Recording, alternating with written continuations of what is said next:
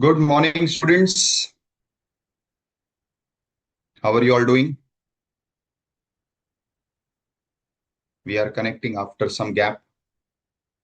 I'm sure you all are on track with the subject, track with the intermediate level, track with your career, track with your aspirations.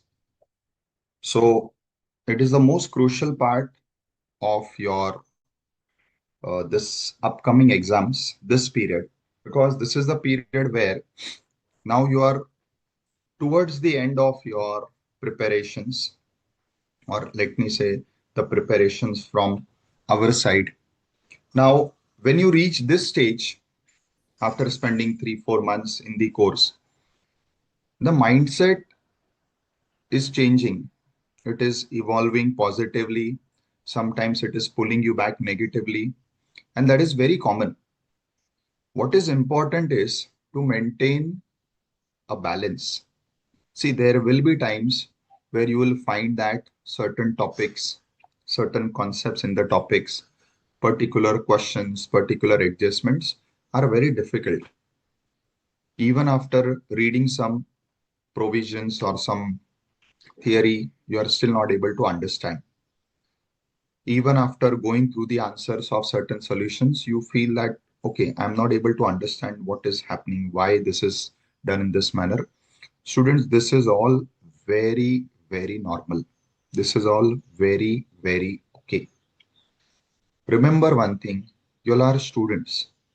You are still in the process of learning the subject for the first time in your life. So don't have any expectation right on day one that, okay, today I have learned this chapter, this subject, so I will become expert. No, don't do that. Give yourself the time, the space. Yes, identify where you are finding that, okay, this chapter is difficult, this topic is difficult, maybe a particular subject is difficult. It is okay. And as I said, it is very normal. Don't compare with any of your colleagues कि अरे उसको तो जल्दी समझ में आ गया, अरे उसको तो सॉल्व करने आ गया. Don't do that. See, every student has a different professional aptitude. I always say that. Means what? I may be very good at a subject, let us say taxation, let us say costing. You may be good at FM, audit.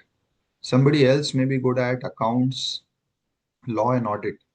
So there would be different combinations, and you have to accept that, okay, it is very fine. Even if I am not able to understand something now, let me give myself some time. Let me give myself additional opportunity. Okay, I'll practice more, I'll study more. So this part of your exam, or this part of this attempt, this phase is very critical, because this is the phase where I have seen student breaking out. Breaking out means shifting from two groups to one group, or shifting from this attempt to next attempt. My humble request is, don't do that. See, even though you feel that, okay, I may not be able to complete this attempt, still give that attempt. Because students, giving the attempt is the most important aspect of a professional. What I mean by this, see, profession is such a thing which first starts with studying, which is the academic part. But studying will only add 25% to your real professional career. Remaining 75% is made up of multiple things, and one of the most important thing is experience. And that is where our course makes the articleship very important. So at the same time, when it comes to studying also, the experience will come only when you are actually attempting. So my first suggestion, first humble request will be, please, in any case, never think of skipping any attempt. To whatever extent you are prepared, test that.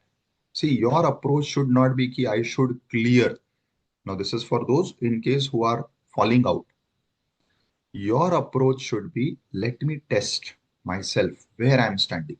So if let us say out of 10 chapters, I'm thorough with only 4, let me test myself on those 4 chapters. For me, let the syllabus be those 4 chapters. Out of those 4 chapters, whatever are the questions asked is in the exam, for me, that much is the paper.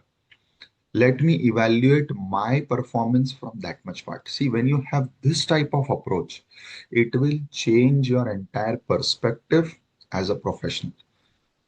Because after becoming a CA, you will be coming across different situations, different challenges in your jobs, in your practice, or if you are involved in any other activity as a professional. At that time, this attitude, this approach is going to be very important. That is, let me do it. Let me take that chance. Let me give my 100% to this particular attempt itself. Let me not skip this opportunity. This attitude, this approach will work wonders in your career.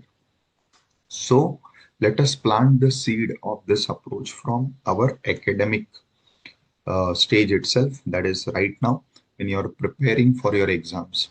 You should right now have this approach. First is, I will prepare for both groups, come what may. Second is, to whatever extent I'm prepared, I will give this attempt. Third is, I will keep on analyzing. See, this is very important as a professional. You should always keep a track of your progress. Okay, till now I have prepared so much. This is what is left. This is what is important for exams. Let me try to cover that first. So see, whenever you are thinking of exams, your approach should not be, okay, I should cover all subjects. Your approach should be, I should cover what is important for exams. And it is very easy to find out that from your past exam papers. Simply run through your past exam papers. You will get to know what is important for exams. Focus on that. It may happen that even if you are not prepared for all the chapters, but even if you are focusing on what is important, what is relevant for exams, it may click, you may clear. So have that approach. That is point number 3, which I call as exam approach. Keep a track of your progress. Keep a track of where you are standing today, how much time is left. So let me allocate the remaining time for what is relevant for exams.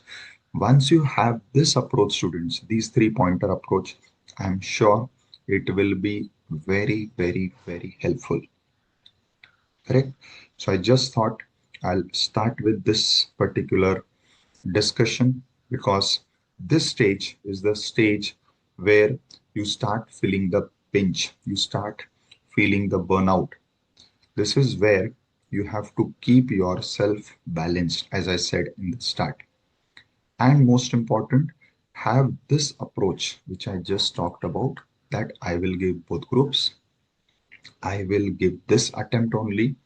And third, I will keep a track and progress. And I will also keep on matching with how much time is left and what is important for exam so that at least I'll cover that first. Those who are on track, for them, this period is important for consolidating. So if everything is going as per schedule except for 10-20%, it means you are on track. Now what is important is you have to consolidate. When I say consolidate, it means what? Whatever has been done till now, you should now start even revising those chapters with the extra material that you have, which is in the form of MCQs, that are MTP, sorry, RTPs, and obviously past exam papers. So you have these 3 different things to practice. Go through them, whether it is theory or whether it is practical. Make a habit of writing down everything. Don't solve anything. Don't read and just go ahead. You should make a habit of writing down. This is what is consolidation. So those who are well on track, maybe something plus minus is there, that is okay. You have to start consolidating, and that is by this method. take all the download and keep it in separate folders, chapter wise or attempt wise, past exam papers, the MTPs, the RTPs, and now start solving them, and only by writing, be it a theory question or be it a practical question. When you have this right now going on, you will find that by the end of November, suddenly you feel very much empowered, you feel very much in a commanding position, and that is where the next stage will start, which will be for preparing exams by way of solving question papers. So this should be the approach. Fine. So with this, let me start discussing the topic today. Again, as our past approach, in case if there are any questions, you may put it across. We will first discuss your queries. I'll give you the answers if there are any open questions, any doubts of any past topics, and then we will proceed. Yes, very good morning to everyone. Good morning, Linga R. Good morning, Pranav. Very good morning, Harsh, Riddhi Bain, Mustafa, Ashlesha, Geeta, Meenu Kumari, Shamli. Very, very good morning to all. So let us start. You may post your questions if there are any, and then I will take up the topic, which is, according to me, not very difficult. Yes, it is too much, what you can say, data in one question. So you have to be able to manage it. That is the only thing in this particular chapter. Otherwise, it is not at all difficult to understand.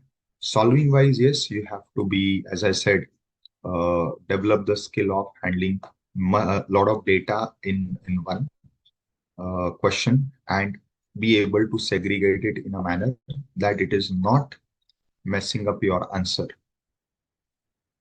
So let me call this chapter as budgets.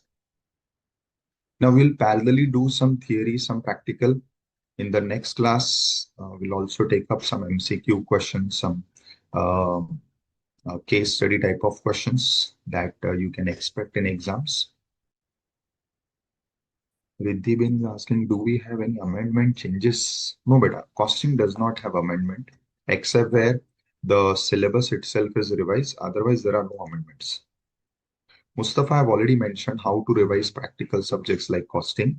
So for revising any practical subject, you should go back to the concepts first, the formulae or the formats you have to revise first, and then take up solving the past questions. Maybe you can first start with solving the questions what we all faculty share as our assignment uploads, so that it will just give you a start, because those questions were first solved in the class, and then you can take up the past exam material like MTP, RTP, and past exam papers. Fine. Okay. Now, students, let us get into details of this chapter. The name of this chapter, as you can see, even in your module and in this sheet which I have shared, is budgetary control. It is actually budgets and budgetary control. Now let us understand this. We will discuss the theory, practical collectively, because both are interlinked. So we all know what are budgets, but let me take you back to the actual definition, which is here also, and which is in reality also the meaning of budget. So basically, budgets are what? Students, budgets are your estimates. Estimates of whatever you have planned to do. So whatever you are planning, you put it down, you try to make a written plan. That written plan becomes a budget. Now, the budgeting generally is associated with the financial part, but that is not always correct. Yes, in our household, the budget that you have seen that your parents prepare, especially your mummy prepares, is mainly the financial part of the budget. or you can say it is the financial budget. But budget is something which is much, much wider. If you see the theory definition also of budget, you will find that it is not only talking about the financial part, it is also talking about the quantitative part. So if I speak in terms of a manufacturing entity, so for a manufacturing entity, financial part comes later on. First is the quantitative part, like how much or how many units of my output should be produced or will be produced. For that much quantity of output, what is the quantity of raw material? What is the number of machine hours required? What is the number of labor hours required? On the basis of machine hours and labor hours, we further find out how many number of machines will be required, how many number of workers will be required. So these are all the quantitative aspects that you plan, that you put down in a structured format. That is what is the first aspect of budget. And then obviously will come the second aspect of the budget, that is the financial part. So whenever you are making a budget, you also need to quantify the budget in terms of the money value of all these things. Now, understand one thing, every business has only two things broadly, the output and the input. Output is mainly the goods or services that the business deals in. Inputs are all the resources with in the form of machine, in the form of labor, in the form of material, in the form of your infrastructure. All these things are your resources or the input. Now, we have to first quantify both the output and input, and then we have to even monetize both so that we can even come to the financial part. And in a way, you can even prepare your budgeted trading P&L and balance sheet. So every company reaches to that stage. So now, somewhere in January, February, the budgeting of every business will start. Our government's budgeting has already started because they have to present the budget by 1st of Feb. So immediately after Diwali, their entire detailed budgeting process would start. Right now, they are collecting data from every sector of the economy. And then from November onwards, they will start the actual budgeting process. Businesses will do that somewhere in the month of January, February, when the year will come to close. Now, let us talk from the business perspective. Every business would like to know what will happen in the next year, both in terms of quantity and financial. See, financial part is only for knowing the, you can say, impact on my profits. Secondly, the impact on my cash flow so that I can plan if I need any money in the form of loans or I need to raise long-term finance in the form of public issue or something. But that financial part, I believe, is very small aspect of budget. What is more important is the quantitative part. Why?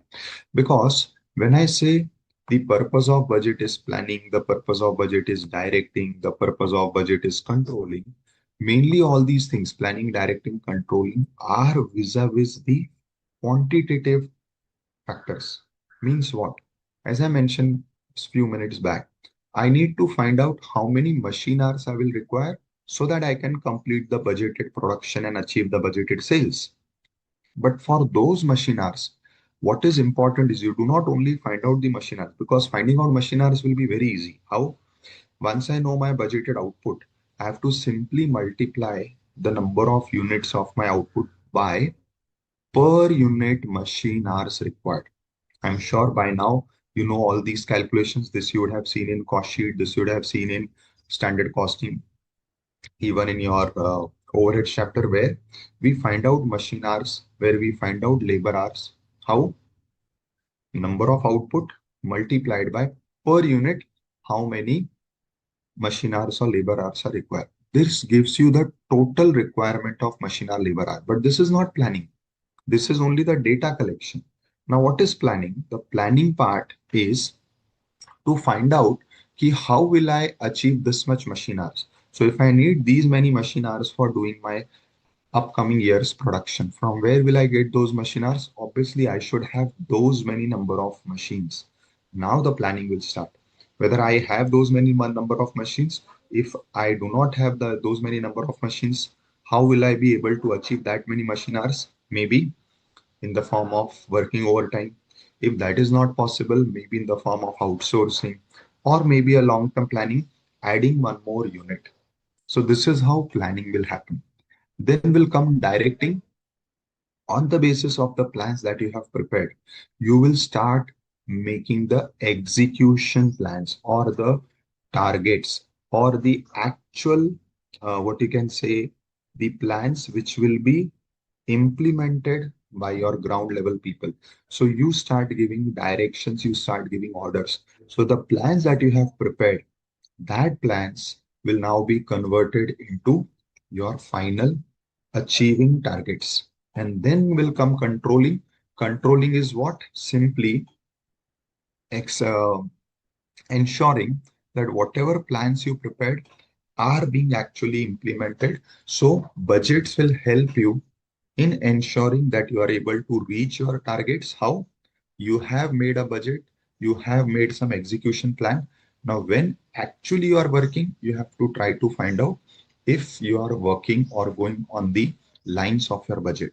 Wherever there are deviations, you take action. One, two, wherever some unexpected development comes, like suddenly since past few months, we are facing the tariff challenge. This was not expected by anyone in the last year that this year such type of a thing Trump will do after coming into power. So suddenly people have to now redraft their budget, realign their targets.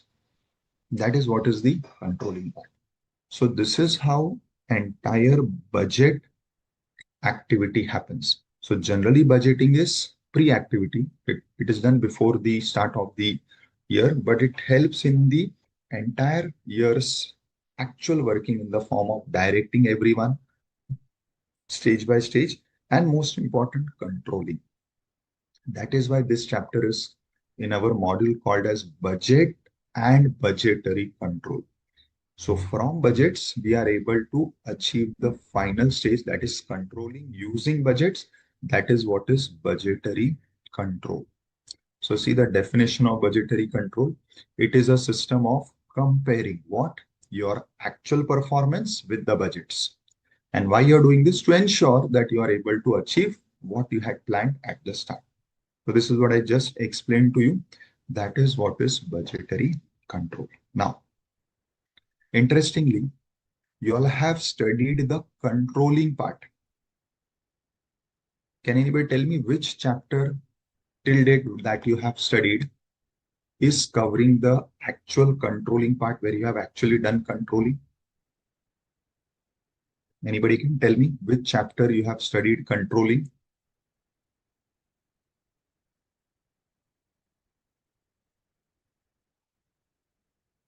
Very good, Riddhi. Perfect. Mm, Pranav, not exactly. Not exactly.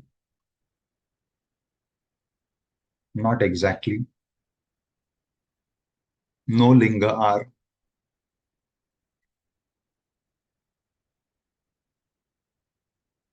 Perfect, Devya. Very good. No, Adil, how? How is this possible? How you have done controlling using this? We had one concept in this chapter which dealt with control, but you have actually learned the controlling part. You have done some, you have solved something on controlling part. Yes, Neeraj, perfect.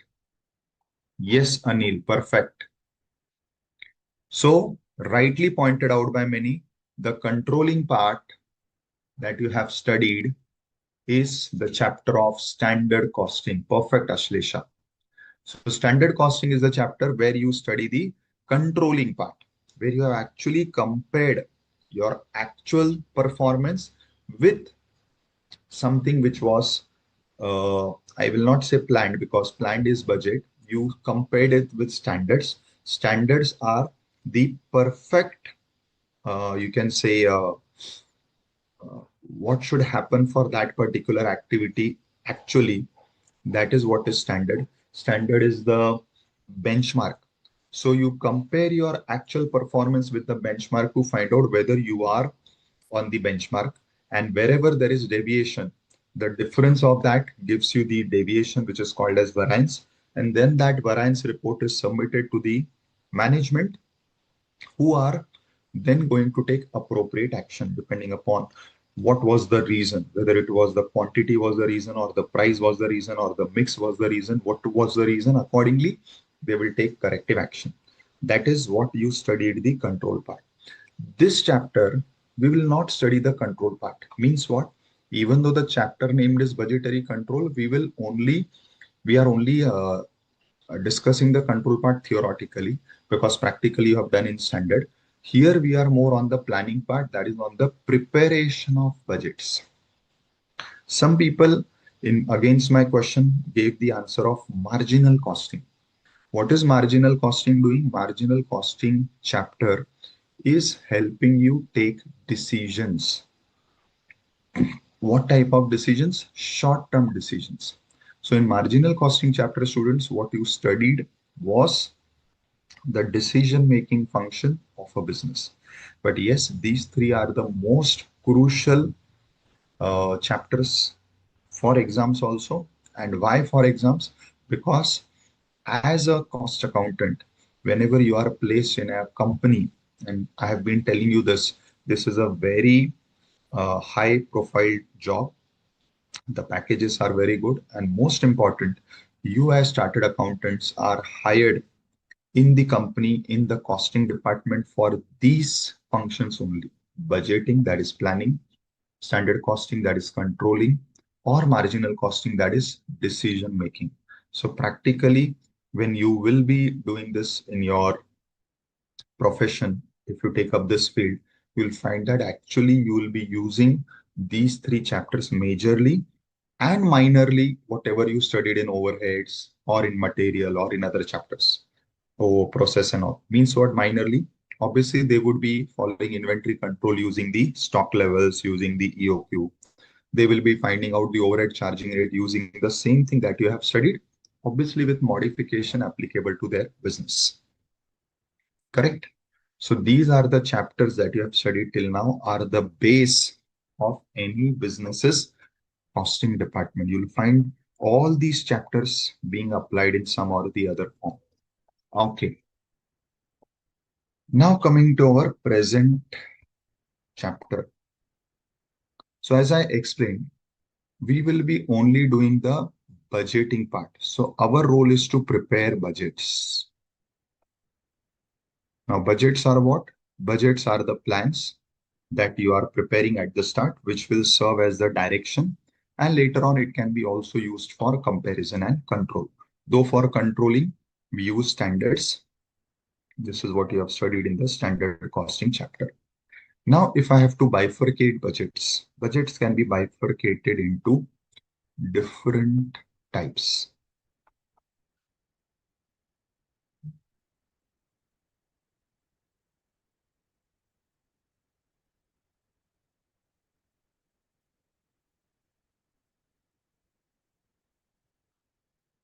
Now, the first bifurcation of budgets is you have fixed budgets, you have flexible budgets.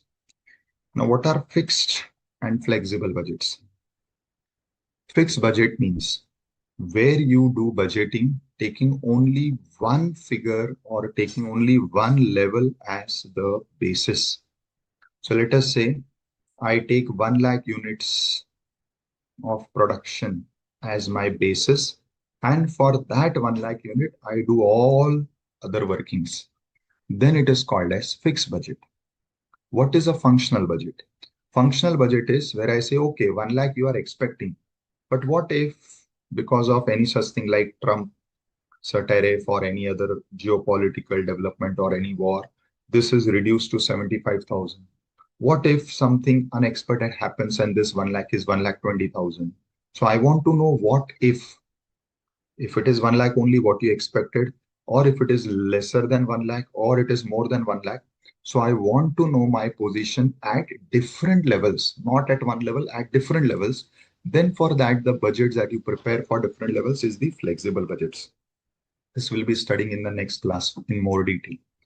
So when budgets are prepared for one level, because that one level is the basis for doing all further things. Like if you have to give directions, it has to be keeping one level in mind. If you have to do controlling comparison, it has to be kept doing one level in the mind. So generally budgets are always prepared for one level.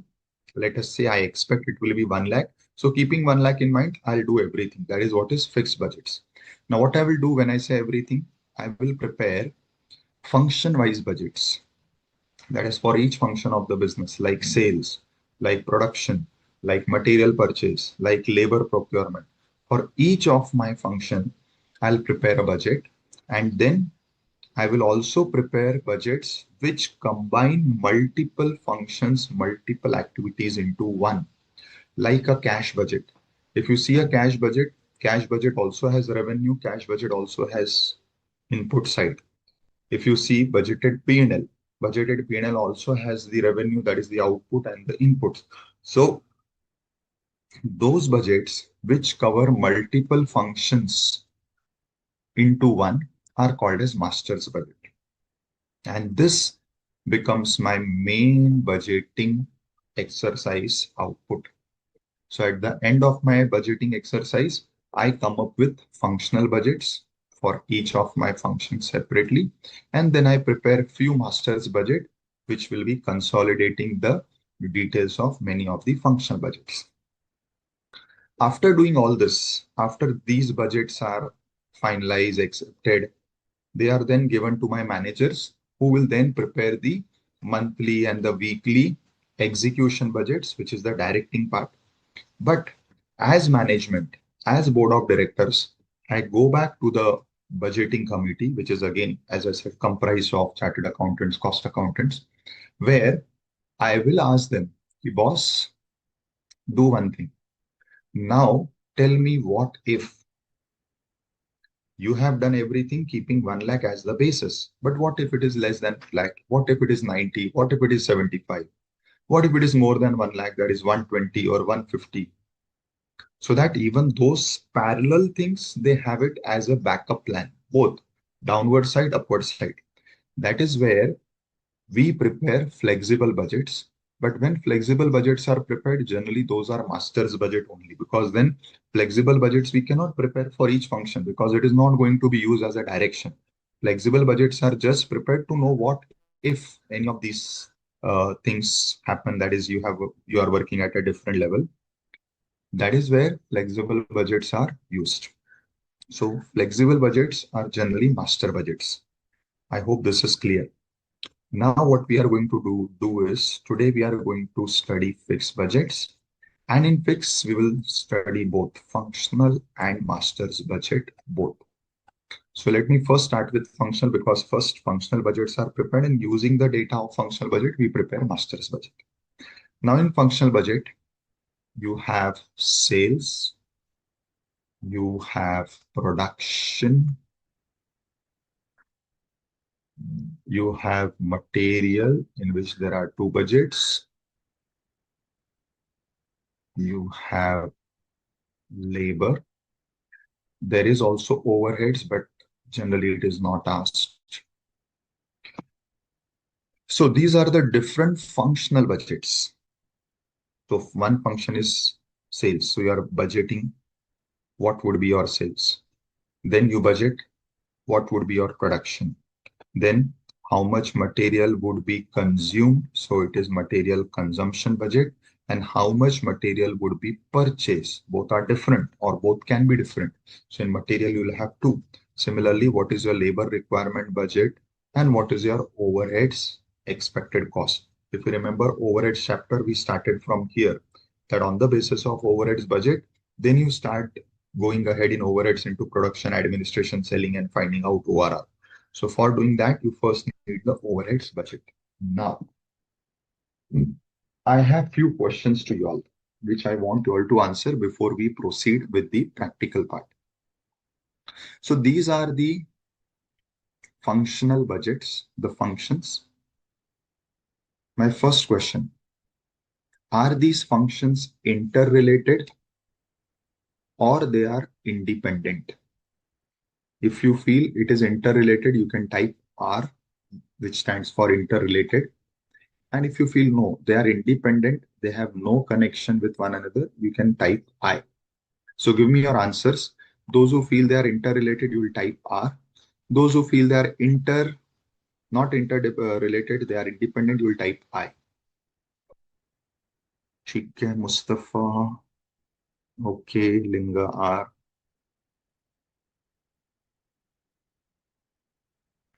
Okay, Riddhiben.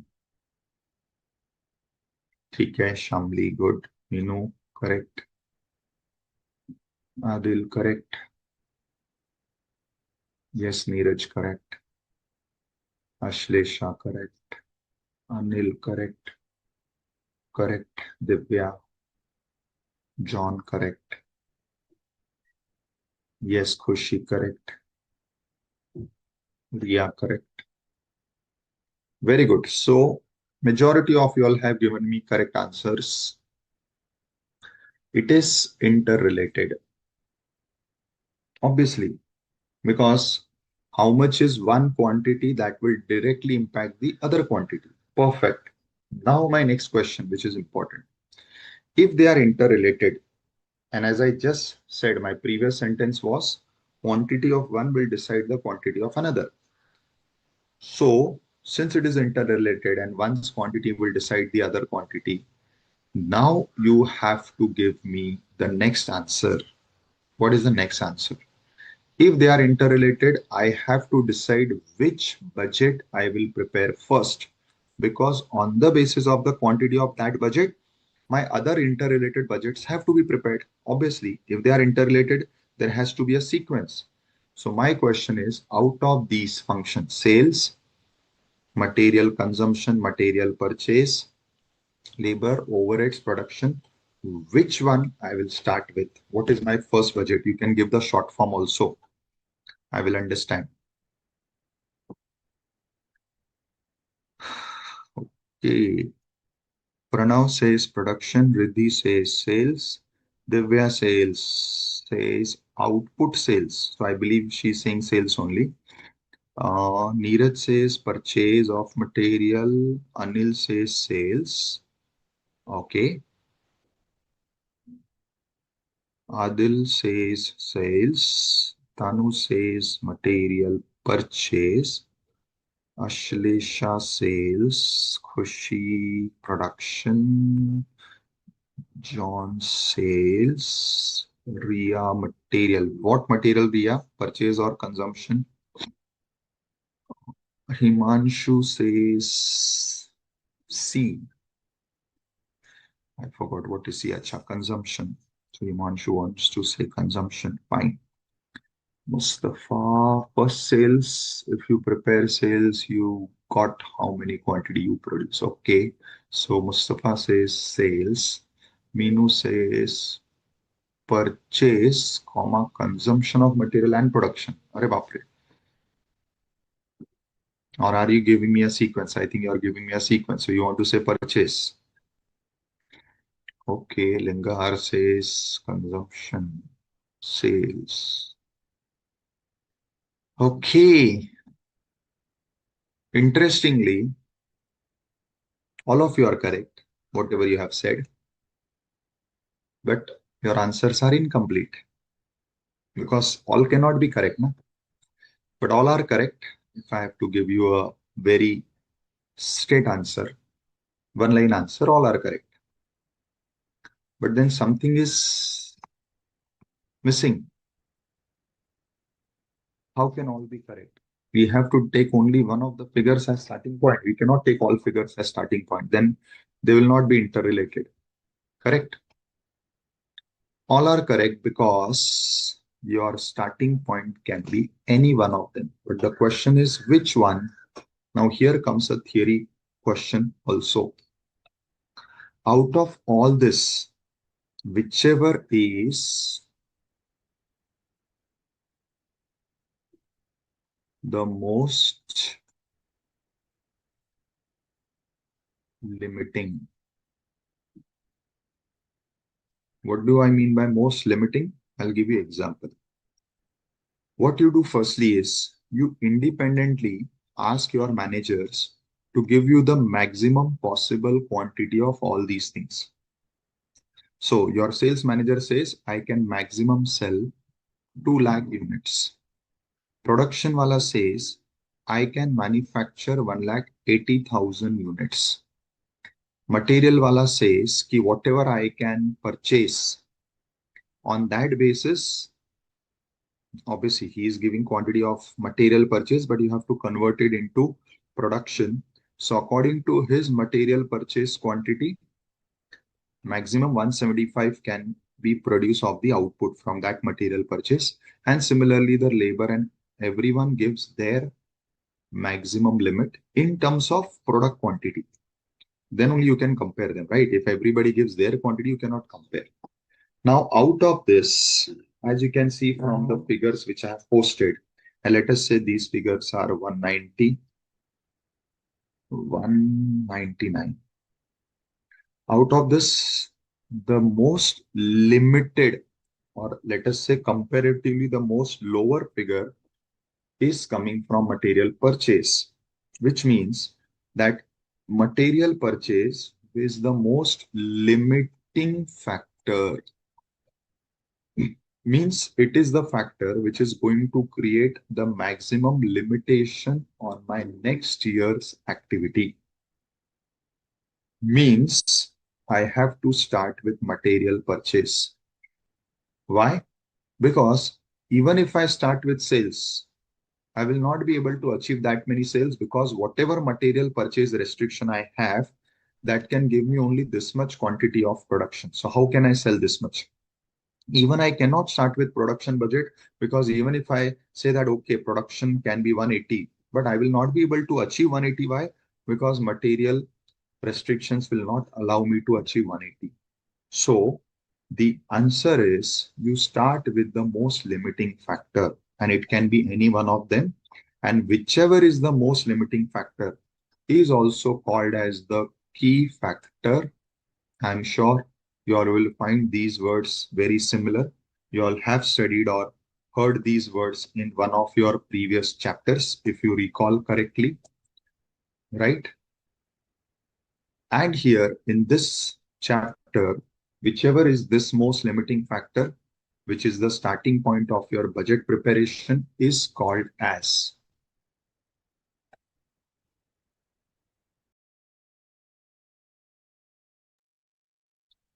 principal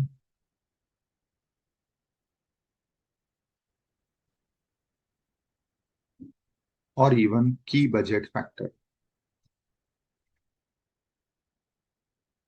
Yes, very good, Meenu. So Meenu has pointed out that which is the previous chapter where you heard or studied these words, that was marginal costing. In fact, if you remember, in marginal costing, we had material quantity given or labor hours given or machine hours given, and that was our basis to decide which products, how many quantity we can produce and sell. So you were even comparing the sales and the production. Try to recall.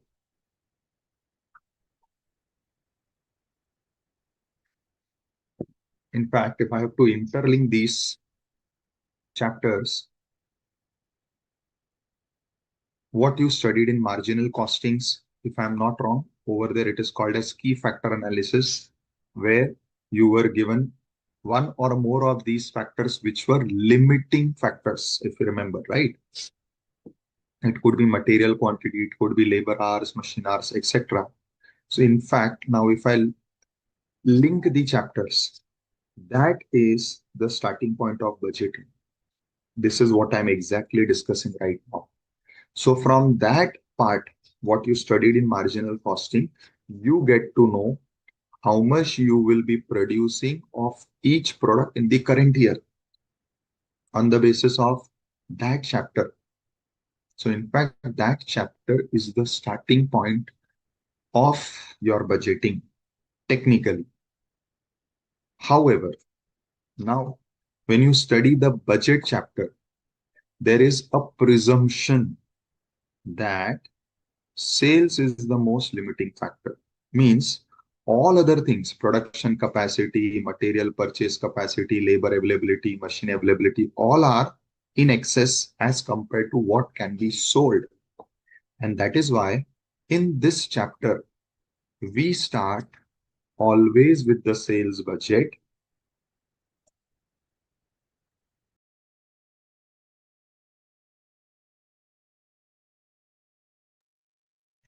We start with the sales budget because we are assuming, if I can use this word, that out of all the factors, sales is the most limiting factor.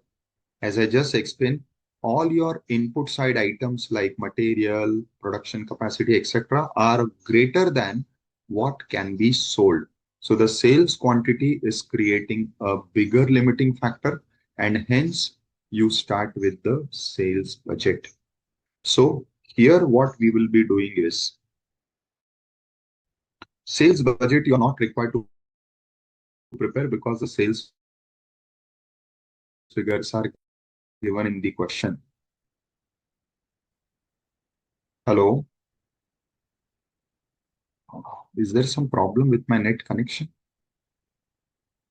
Manish ji, is my voice clear? Because my video, I think, video is right.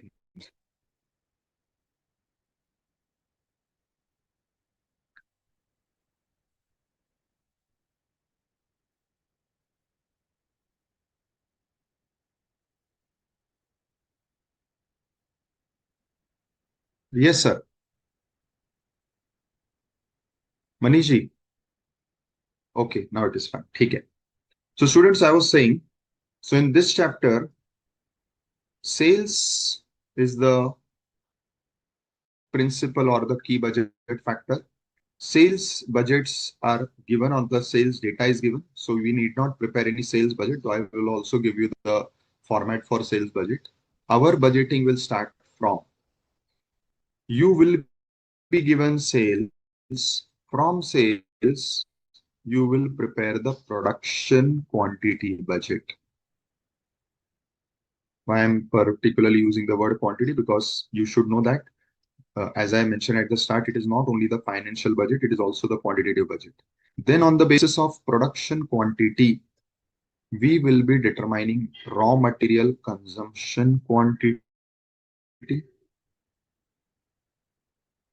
and labor hours required.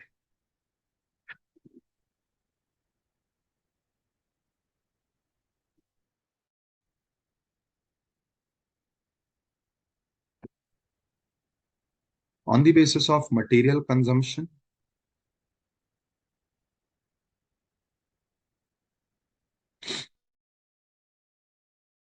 we will also be determining material purchase quantity. Manish ji, is my voice clear? Because at my end, video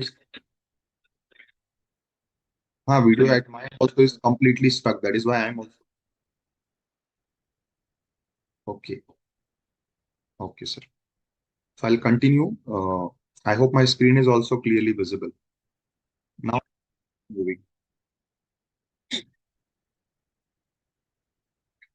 Perfect. So students, we will be preparing the production budget.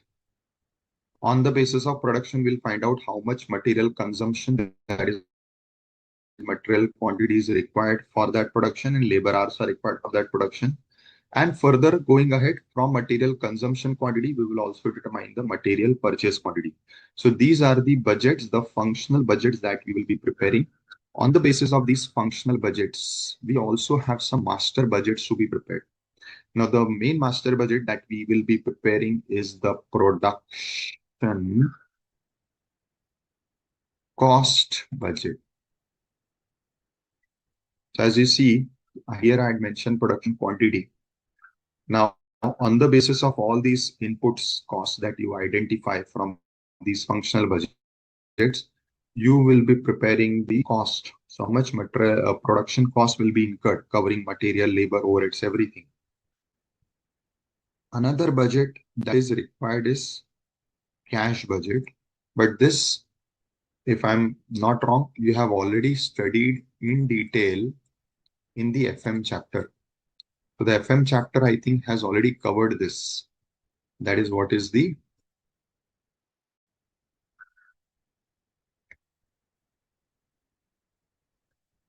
in FM chapter, you have studied the cash budget.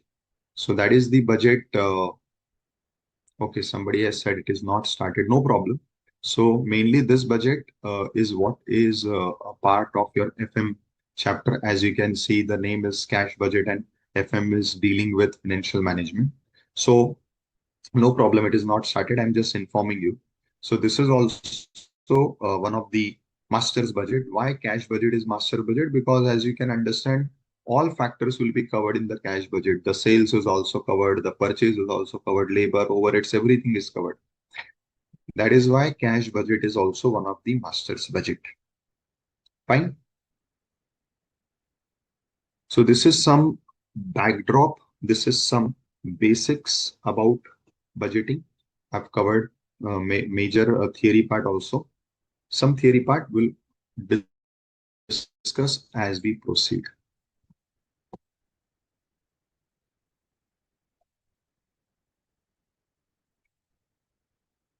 Now, after dealing with the concepts and the theory,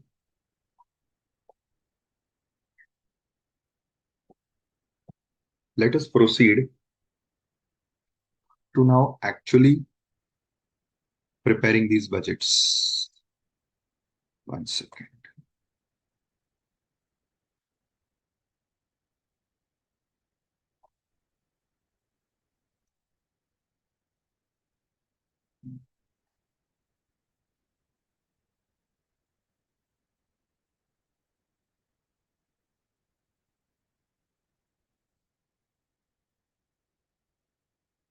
Okay.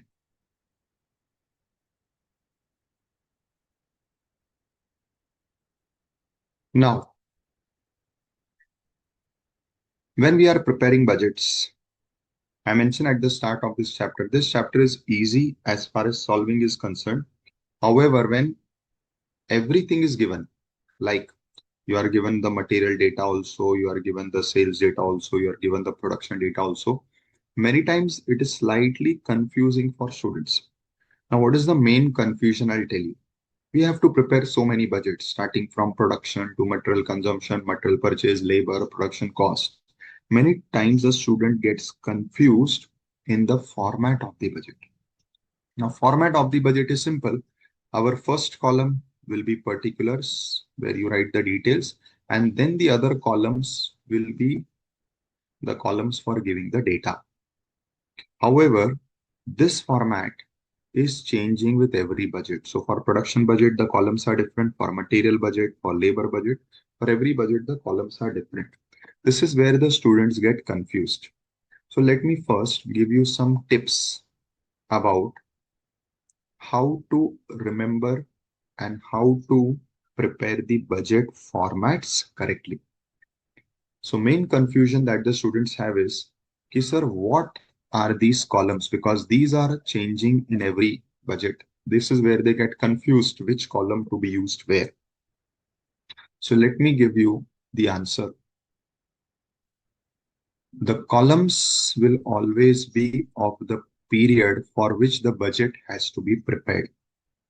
Now, what do I mean by period for which the budget has to be prepared? So at times in the question, they will say that you have to prepare annual budget, that is a budget for the whole year, but they want you to prepare it quarter wise.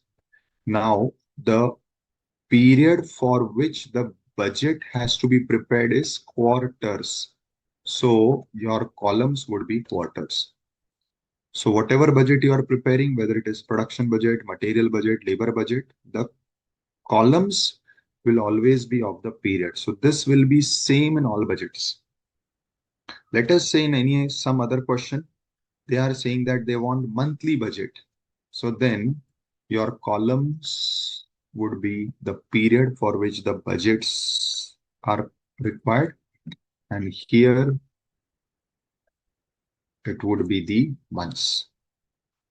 So what is the rule? The rule is budgets are to be presented for period.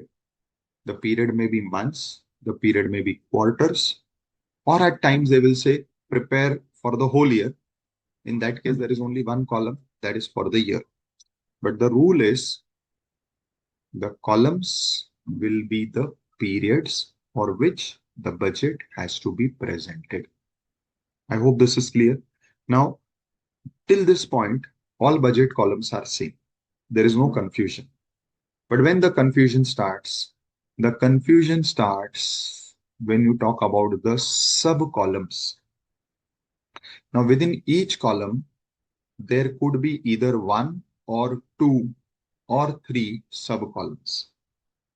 So, columns are the periods for which the budget has to be prepared. Now, for sub column, what is the rule? Now, let us say in some question, the sub columns will be PQ. In some other question, the sub column or in some budget, the sub column will be M. In some, it will be skilled, semi-skilled, unskilled. Now, these are the sub columns. Here where we get confused. Key, what should be the sub column? How to understand, how to remember? The answer is sub columns will be prepared for that factor for which the budget is. I'm sure this sentence is slightly technical. So sub columns are for that factor. Sub columns are for that item for which the budget is. Means what? As I said, the sub columns are P and Q. What is P and Q? P and Q are your products. M is your raw material. This is your labor. Now, out of this, what will be your sub columns? The answer is check what budget you are preparing. If you are preparing a production budget. Now, production budget is for which factor? It is for products. So, production budget, which is in quantity. Another production budget, as I said, which is the master's budget, which is the production cost budget. Now, both these budgets, when you will prepare, columns are the periods, that is freezed. Let us say they are quarters.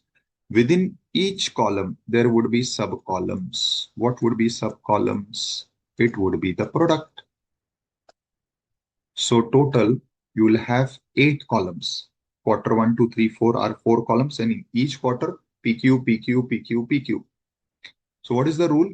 Sub-columns are for which factor? The answer is sub-columns are for the factor for which the budget is. Next, when we'll be preparing the material budget, which material budget? The material quantity consumption budget or the material purchase budget. Then column is quarter 1. Within quarter 1, it is M.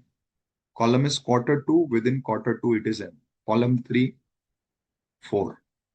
There is only one sub column because sub columns represent the factor for which the budget is.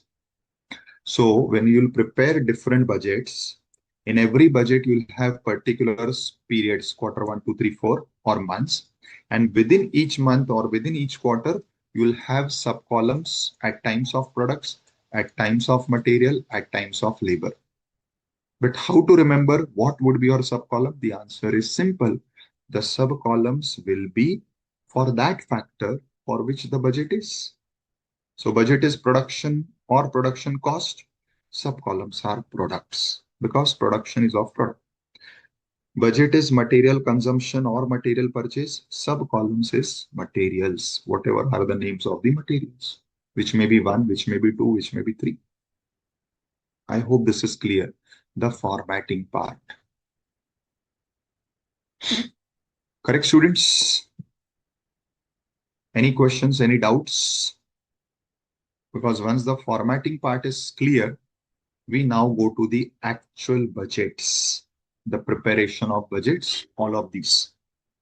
Anybody has any questions up to this point, students?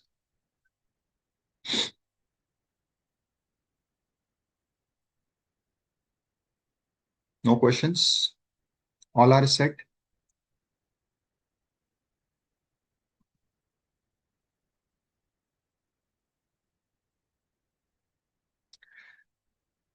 Now see, in my sheet, the first budget which I have taken is sales. Though sales budget is not asked because sales data is given in the sum, but just in case, if any question requires you to prepare sales, you can use this format. Actually, here no format is given. Why? Because as I said, the budgets are not asked. In fact, this is how sales data is given in the question. So these are your products. And for each quarter, they have given you the quantity. And maybe if they want, they can even give you the amount, that is sales in rupees. So this is how the data would be given in the question. But our budgeting is not from here. Our budgeting starts from here. Now, when our budgeting starts from here, how is my budget going to be prepared? So as I said, so I'll do it here only. My first budget is production quantity budget.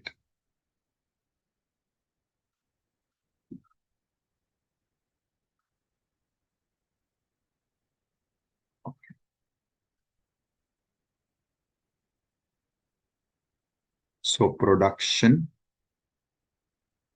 into bracket quantity. This is your first budget. Now let us say I take the same example that you are asked the budget quarter wise. So my columns are quarters. And let us say you have two products P and Q. So within each column, you have two sub columns. So this is how your format would be. But now comes the main part. How will this budget be prepared? The answer is simple. The answer is you have to recall trading account. Trading account of a manufacturer. So you have opening stock, opening finished goods. Since you are a manufacturer, here you will get the production quantity. If you recall, you before trading account, you have the manufacturing account. From there, whatever quantities produced will come to the trading account. Then here you have the sales. Acha, we are preparing trading account in quantity terms. Huh? So there is no GP because it is not in monetary terms, it is in quantity terms. And by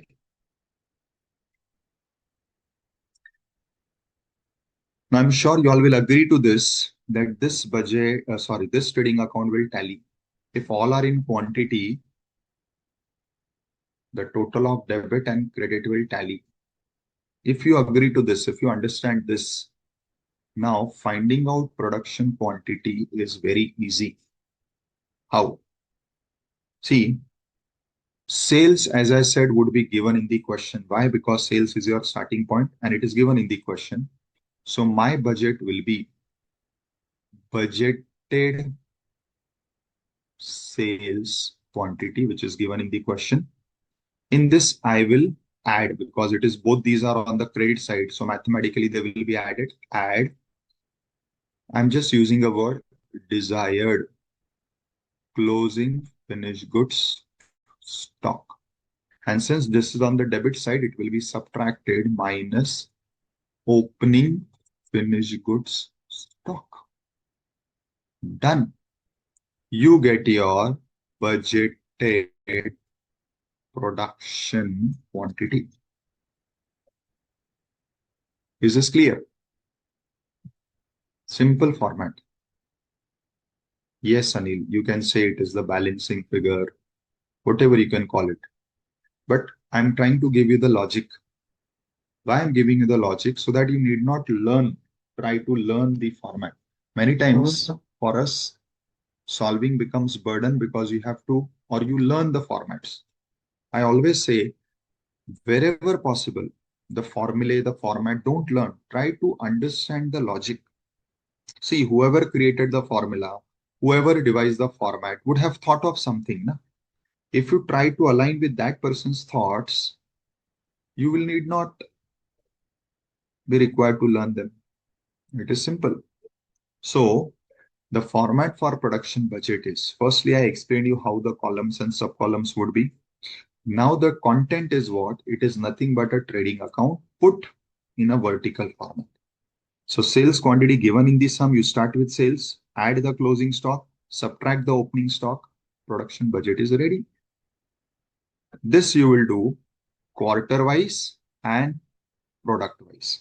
So for each quarter, what would be the production of P? What would be the production of Q? Again for second quarter, again for third quarter, and again for fourth quarter. Students, I hope this is clear to everyone. The format for production budget.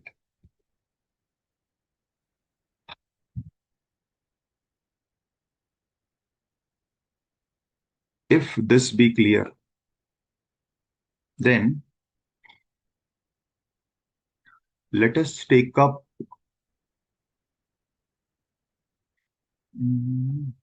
question number 1.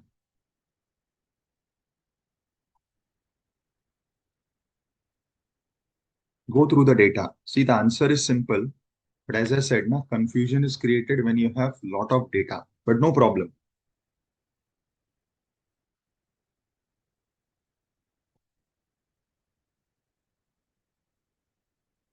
Question 1.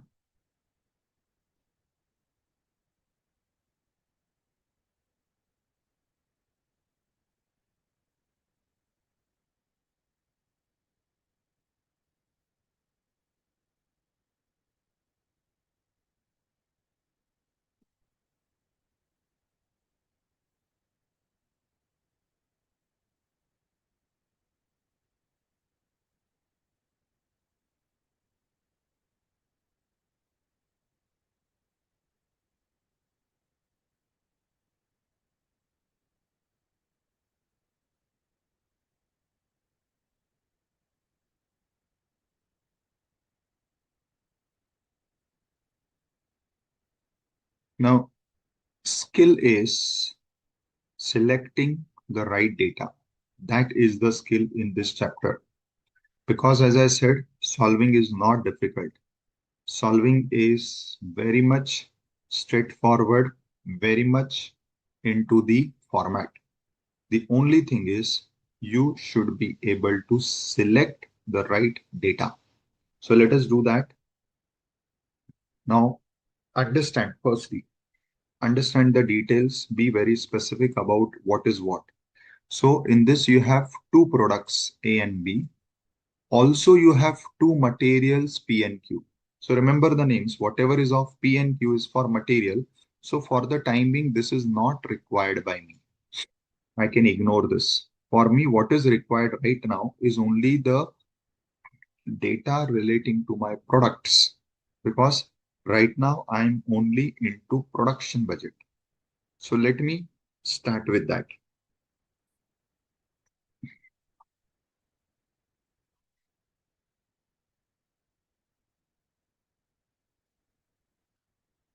Article sums. Question 1.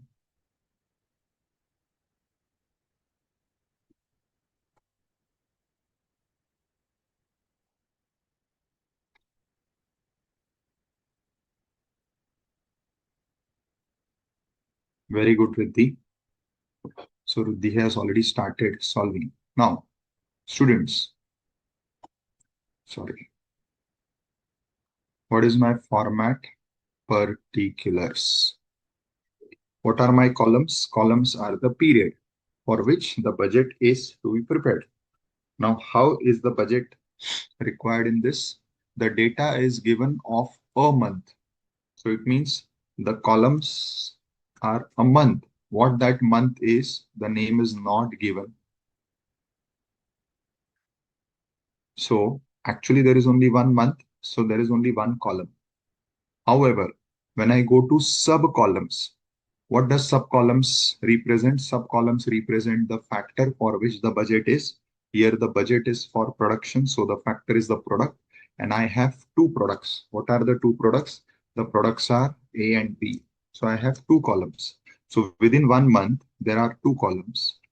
So I'm ignoring the month column because anyways the name is not given. So you can just visualize that here. The main column is a month.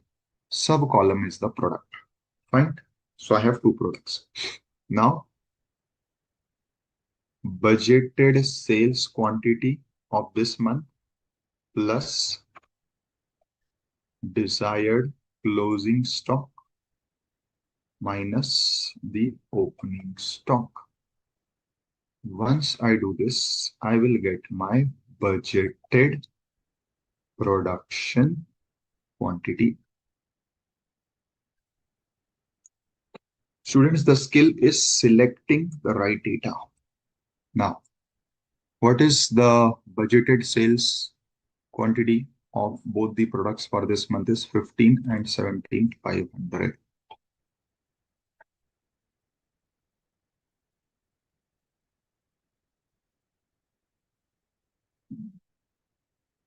Now, what is the closing stock?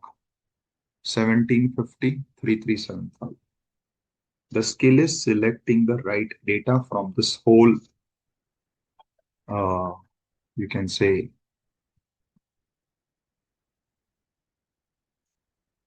lot of data given. You should be able to select the right data. Opening given is 750, 875. Because many times we make a mistake in taking the right figures. Now remember, opening stock has to be subtracted, so I've put it in bracket. So my production quantity for this month for A is coming to 16,000, and for B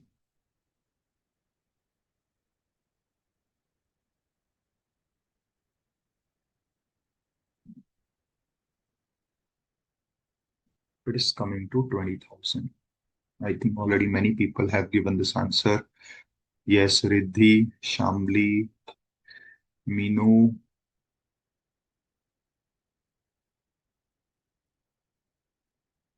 Good. So already these people have given me the answers. Students, I hope others have understood. Anybody, any doubts with production budget? Now, there are two types of questions. This is the first type of question. What is this first type? Where all the data was given in the question itself. Now, there is another type of data. Now, see, question one is not complete, but we'll complete question one when I come back to the second budget. Let me first explain you the first budget in detail. So let us go to the second question.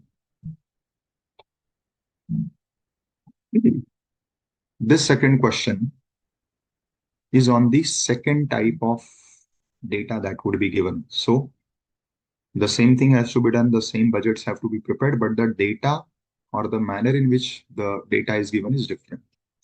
So following are the estimates of a company for 8 months, which is ending on this date. What are those 8 months? They have given you month-wise data.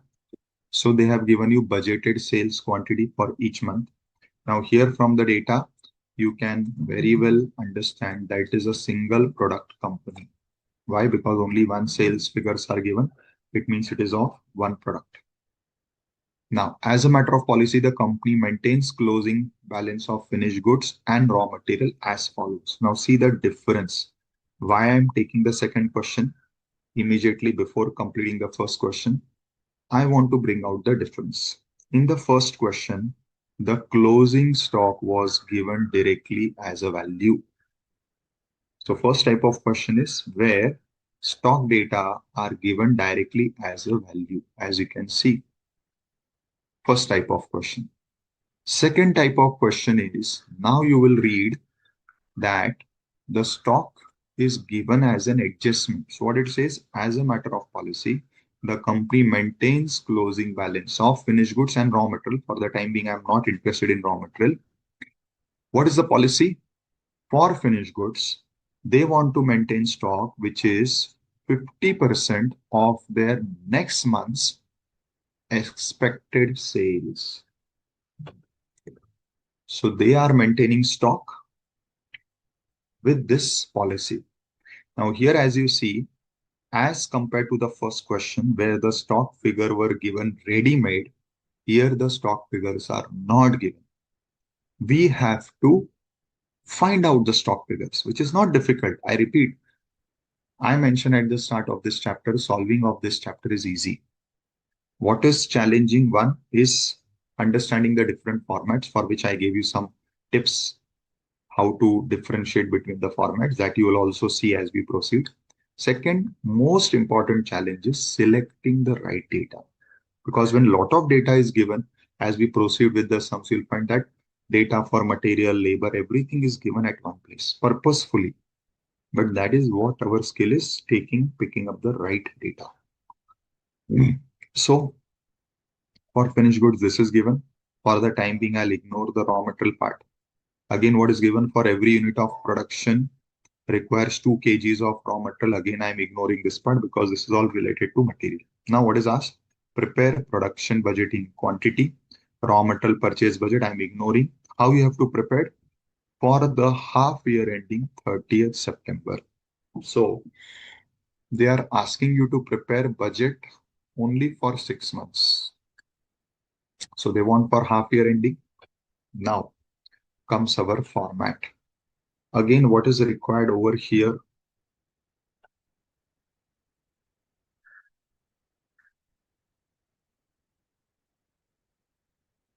Is production budget. Now, first rule, columns represents the period for which the budget is to be prepared, and here the period is months.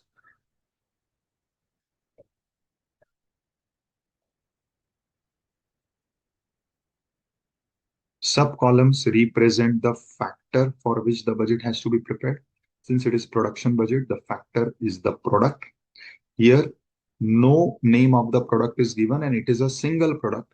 So you can assume, I'm using this word, X or A or B, whatever you want. But what it means that since there is a single product, there will be only one column. So the column here will be named as months, and it is actually representing product X. This is just what you keep in mind so that you are able to match with other formats. It should not appear that in previous format, like in the previous sum for production budget, why the column was of AB and here why the column is of months. Here also the column was of month only, but the name of the month was not given and there were two products, so the names of the product were appearing.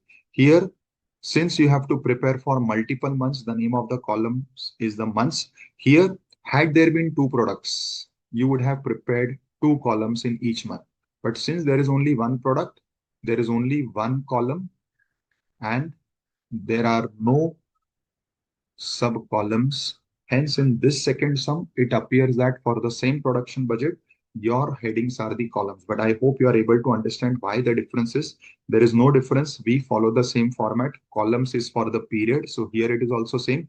Sub columns is of the product. Here the sub column you can just in your mind, or you can just write it for your convenience that it is one product which is X. So that you will not find any dissimilarity or there will be no confusion as to the format, which is generally the first challenge in this chapter, which is not there. Correct? So the format is same. Only with sums data, it is appearing to be different. Now, once you have understood this,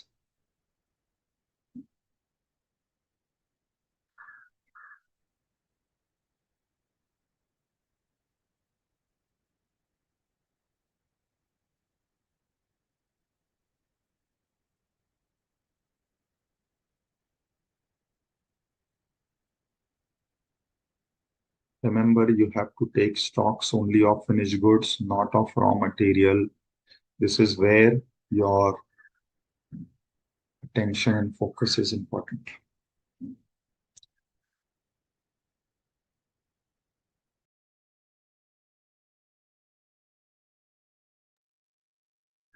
Now, Sales are 12, 13, 9, 8, 10.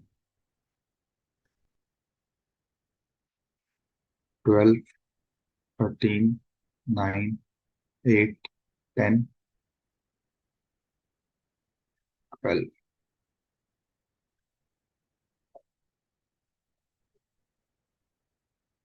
Now see, what is the difference in this question, students? The difference is, like the previous question here, they have not given you the values of stock. You have to derive the values from the data given or the adjustment given. What is the adjustment given? It says for finished goods, the closing stock is maintained at 50% of next month's sales. This is what is the deciding factor. Yes, Minu. So they have given you the next month's sales. So it is simple. The closing stock for April will come from May's sales. How much is May's sales? 13,000. 50% of this is 6,500. So it has come from here. Similarly for June. Similarly for July, August, September. Now for September, from where you will get? You will get it from October. And that is why the extra data is given. So in this question, they have given you data up to November, though the budget is only asked to be prepared up to September. Why? So that you can find out these things. So from October, 14,000, you can find out the closing. Correct?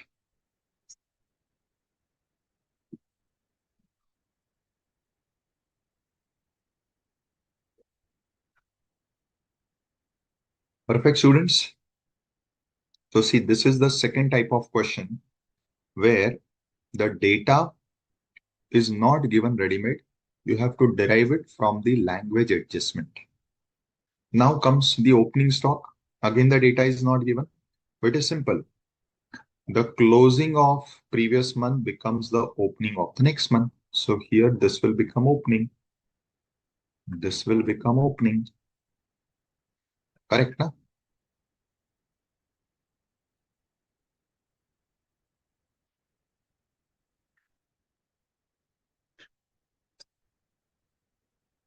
So see, students, how we have to derive the data. Correct? Anybody? Any doubts up to this point? Anybody wants any explanation on any of these points?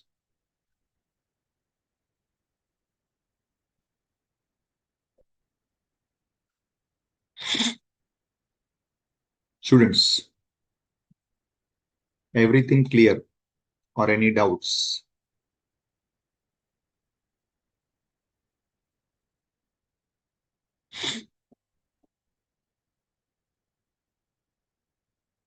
What, sir? September 13,000. I didn't get it, Aditya. What September 13,000 you are saying, beta?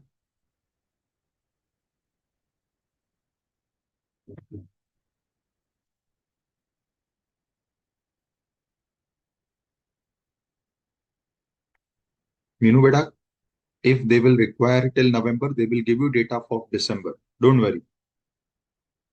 So they will give you data accordingly what they are asking. Now,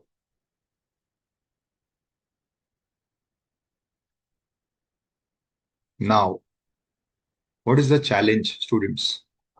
I can easily find out the production quantities of all these months from the data, which I have just collated, correct?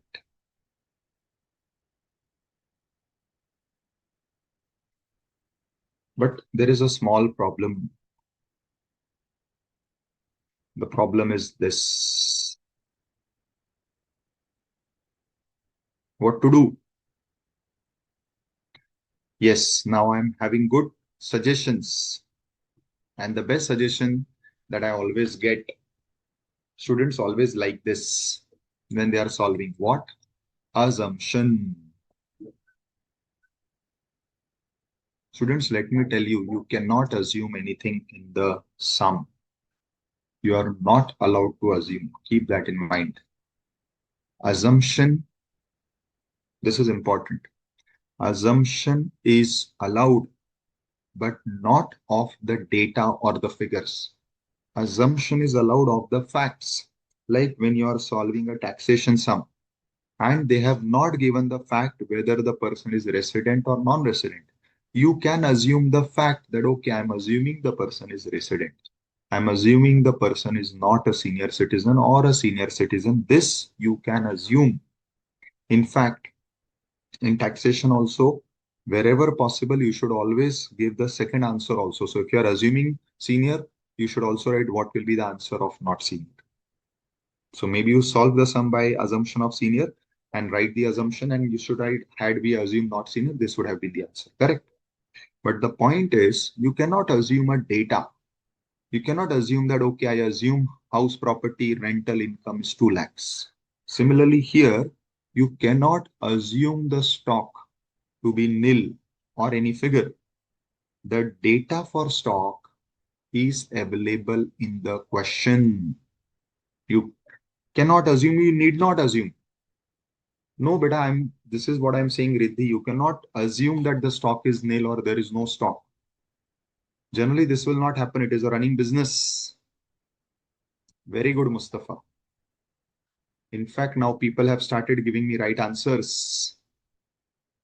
Without assumption, they are giving me right answers.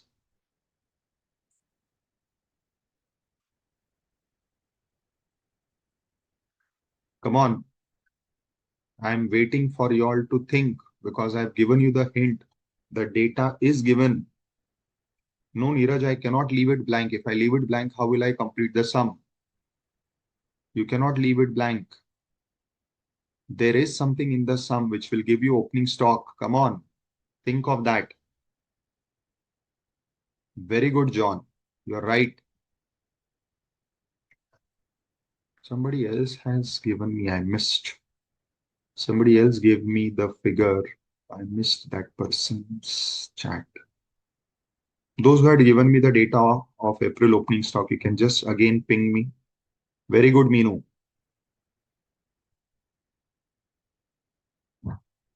Khushi, apply your mind. You're on right track. Very good, Namrata. Very good.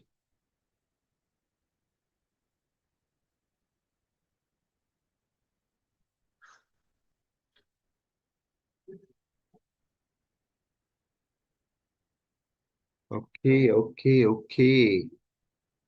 People want to see the question. It means you have not downloaded the sheet. At least you should take a screenshot, students, whenever, if you have not downloaded the sheet, take a screenshot. Very good, Divya. Very good, Manisha.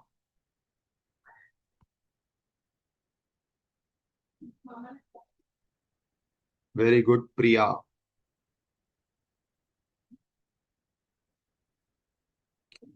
Students, apply your mind. That is why I have drawn arrows in this sum to give you the hint. See my arrows. The arrows are drawn intentfully to give you the hint.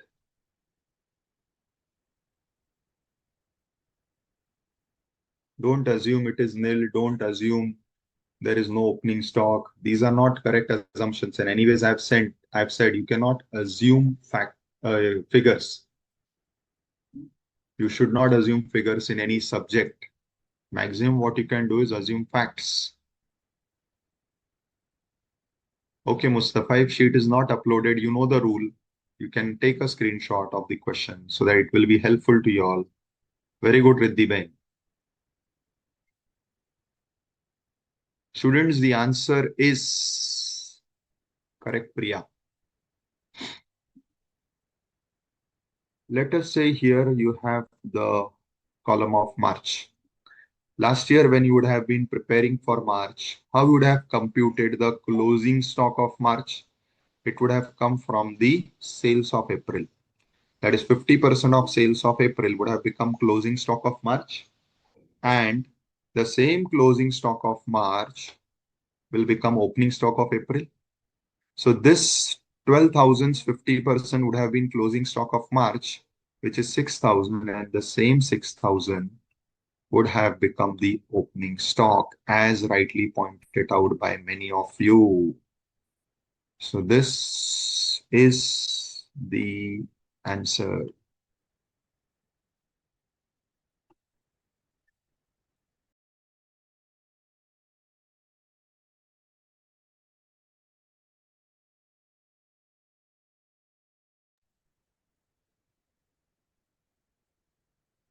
Super.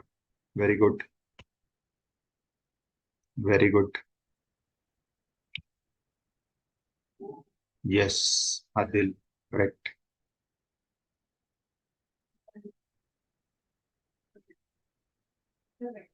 Teravi, what you are trying to say, 12,000, I did not get.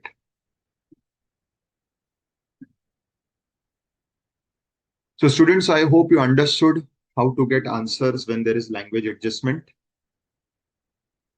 Correct? Great. So now what you will do,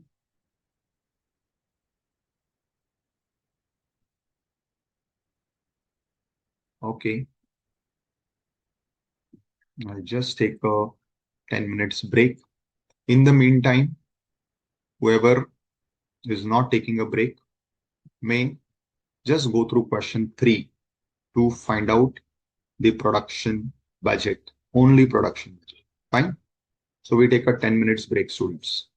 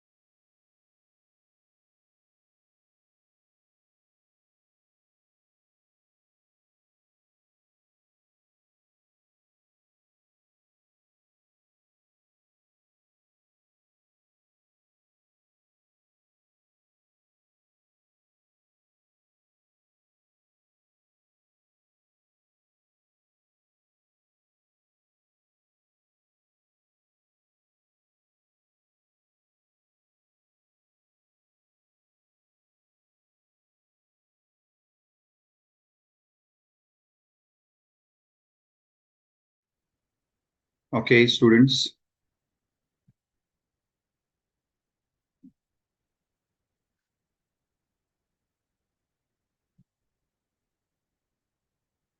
Mustafa says for quarter 3 only have actual opening stock and we have sales, but in rupees. So we require to calculate first selling price. Okay, acha. Very good, Mustafa. Perfect. You're right. Right, Mustafa.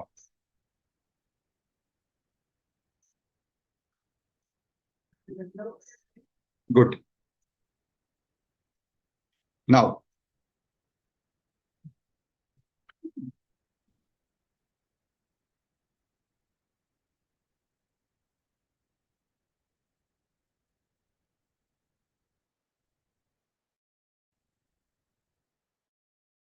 students, once you have understood production budget. So these are the two budgets which are generally asked. There is some problem.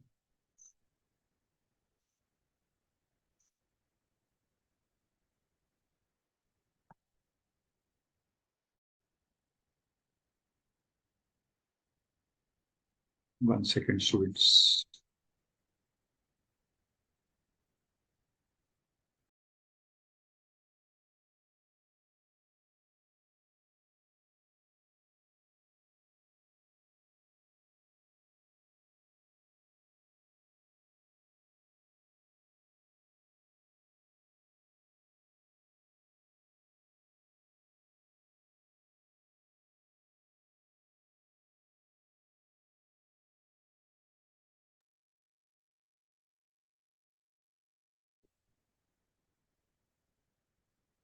Okay, I think now this will be proper.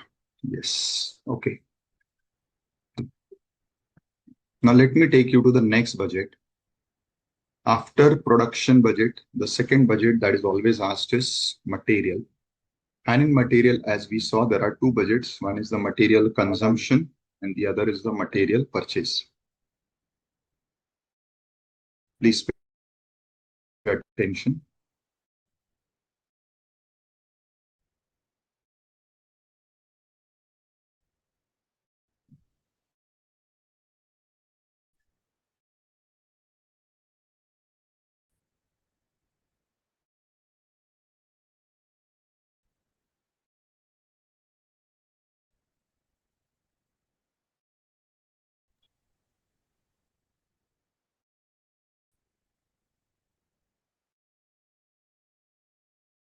Again, this is also in quantity. Here it is quant. So till now the quantity that we were material. Same rule for the periods for which you are asked the budget. So yes, sir. Manish ji.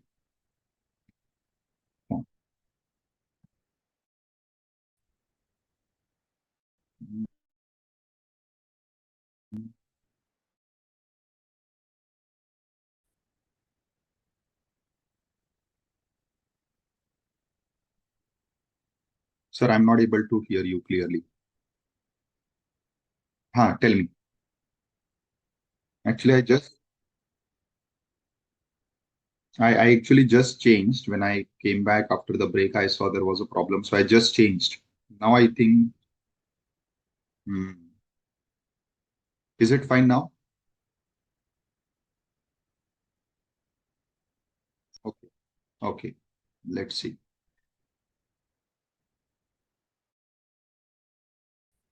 So students, let us go to the second budget, which is the material budget. Now, as we discussed, what are the columns? The columns are of, so continuing the same example, quarters, correct?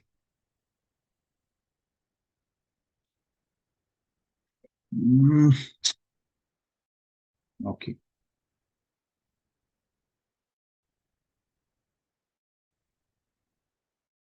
So Now, what is important is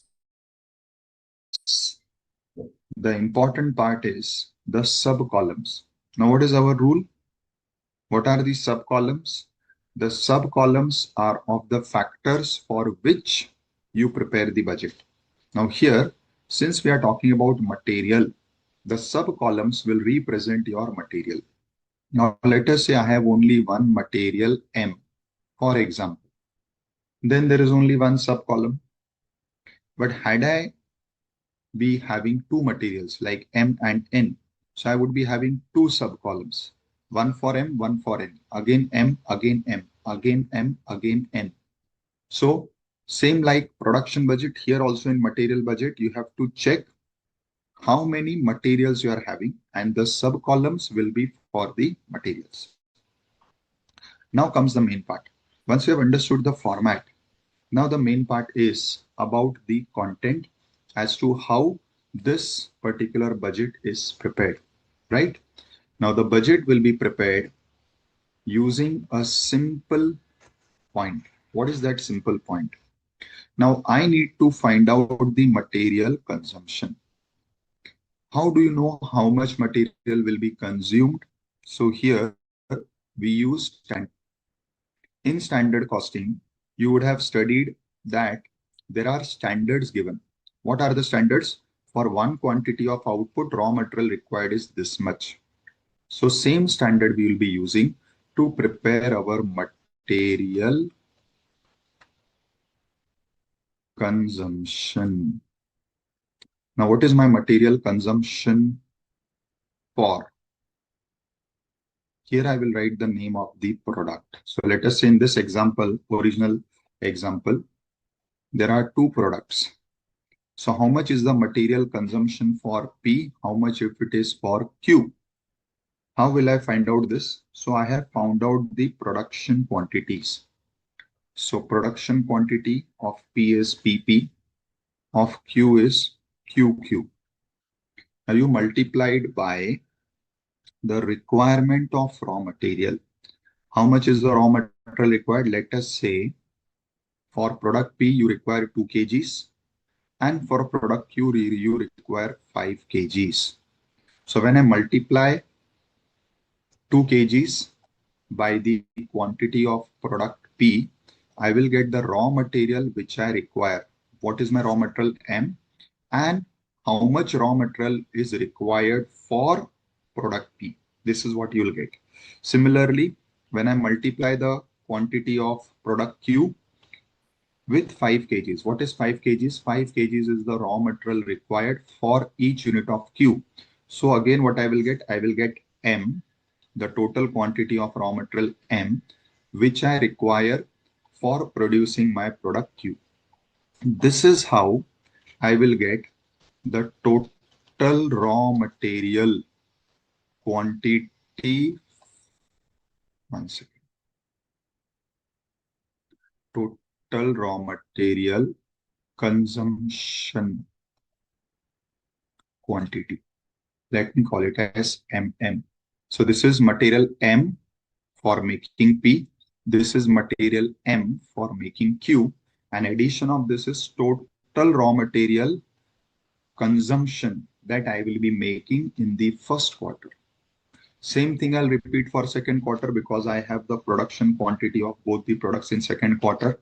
So for second quarter, whatever is the production quantity of P multiplied by 2 kgs, whatever is the production quantity of Q multiplied by 5 kgs, again I'll get how much raw material M will be required. Now this is which quantity of raw material M? The raw material M which I will be consuming for producing my products. Please understand, students, what figures you are getting. Because material, we will be having two budgets, we'll be having two figures. The first is the figure of raw material that will be consumed. The second part will be raw material that will be purchased. But first, we have to understand the consumption. If this is clear, let us go back to our first question and complete our first question's answer vis-a-vis material. So let me come back. So prepare a quantitative production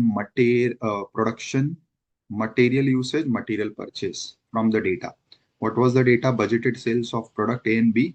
Here is this consumption data given. Material consumption per unit of material P for product A. Again of material P for product B. So see here in this sum you have two materials, two products. So each material required for each product. Each material required for each product. When you multiply this standard raw material consumption by the production quantity of A and B, you will get the total raw material consumption for each period, which may be quarter, which may be month. Here, what is important, students, is not mixing with the names. As you can see, the names are different. So products are A and B, materials are P and Q. Now see, when we prepared the production budget, what was our rule? The column is the period, which is only 1 month, and the sub column is the factor for which the budget is prepared. Now, when I will prepare raw material consumption budget, again, the rule is what? Column is the period. The period is a month. The name is not given, so I will only call it as month. Sub column is the factor for which this budget is prepared. Now this budget is prepared for which factor? It is for the raw material. So now my sub columns will be of the raw material. What is my raw material? Raw material is P, raw material is Q. So now my sub columns will be P and Q. Students, I hope you are understanding the formatting part. Now, I need to find out what will be my raw material consumption. How do I find out? I will find out my raw material consumption for each of the products, correct? So same thing. Material consumption for product A, product B. Now, interestingly, how much is product A be produced? It is 16,000. So product A produced is 16,000 in this month. How much is product B's production? Product B's product. Now, how much of Q is required? You are given the standard. Most important is selecting the right data. This chapter is easy solving wise. The only challenge is first the formatting and second the correct data. Now, for product A, I require 2 kgs of P and 3.125 of Q.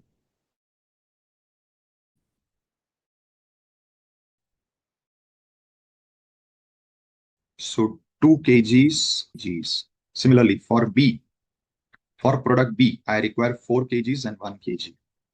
So 4 kgs and 1 kg.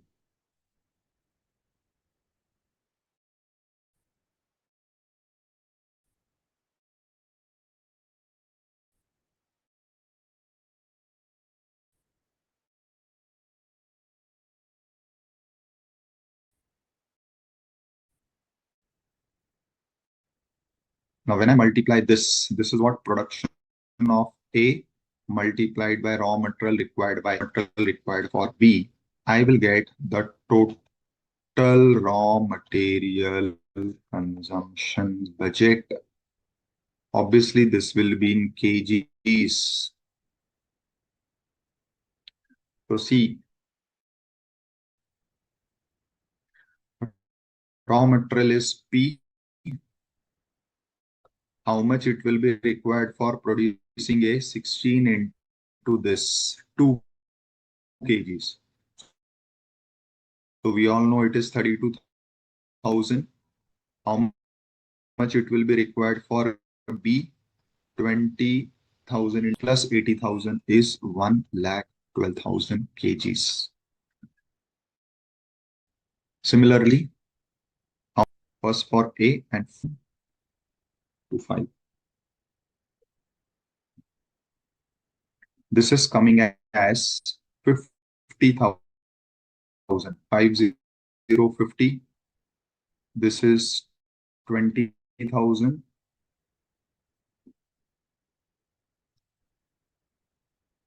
Students, is this understood? Yes. Very good.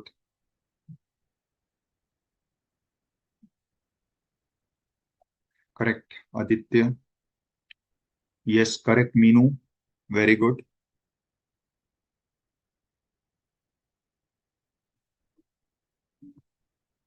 Perfect.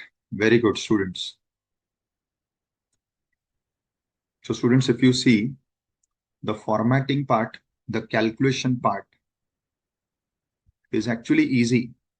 Where the confusion comes with lots of names, lots of data. You have to be very particular. So see, production budget, the sub columns are A and B. Raw material budget, sub columns are P and Q. This is the formatting part which you have to be very, very clear with. Is this clear? Now in raw material, we have the second budget, which is the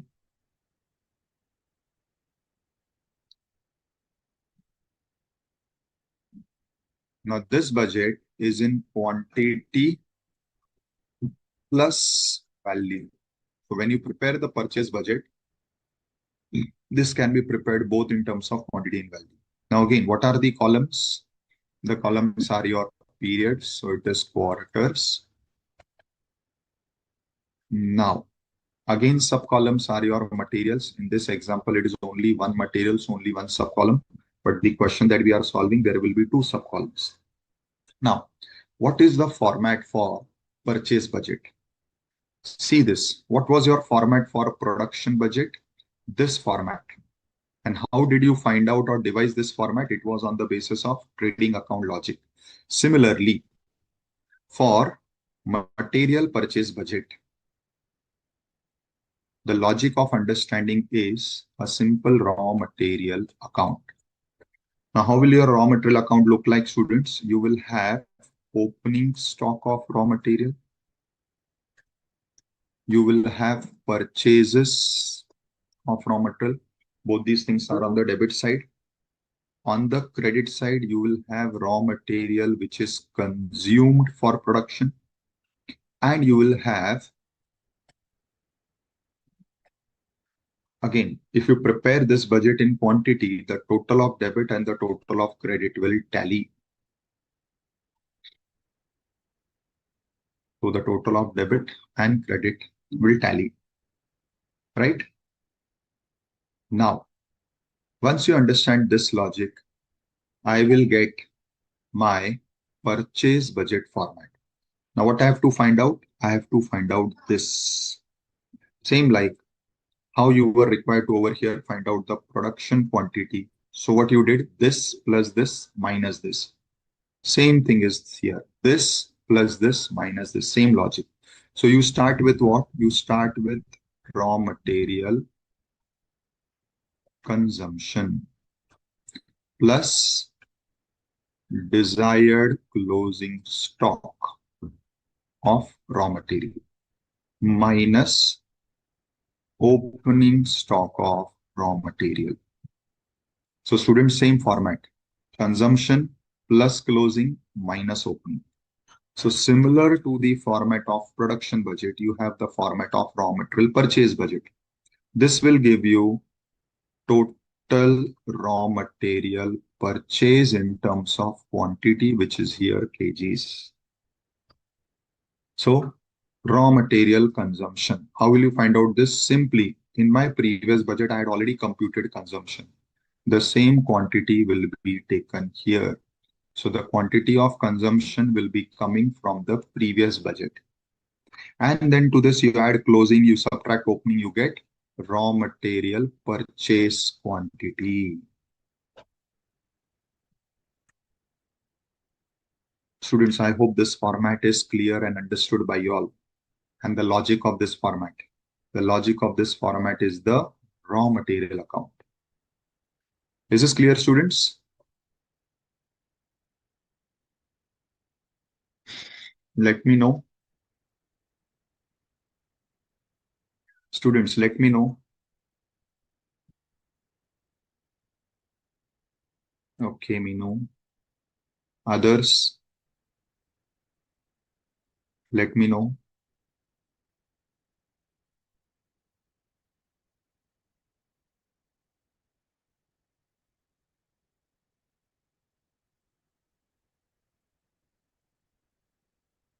Okay, Ria.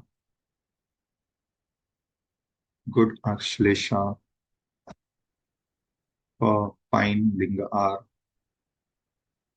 Yes, good, Pranav. Fine, Shamli. Riddhiben. Excellent. Good. Now, if this is clear, let us apply the same thing. So now what I have to determine is, I have to determine my raw material purchase budget. Same. We are solving question one. I have to determine raw material purchase budget. Just,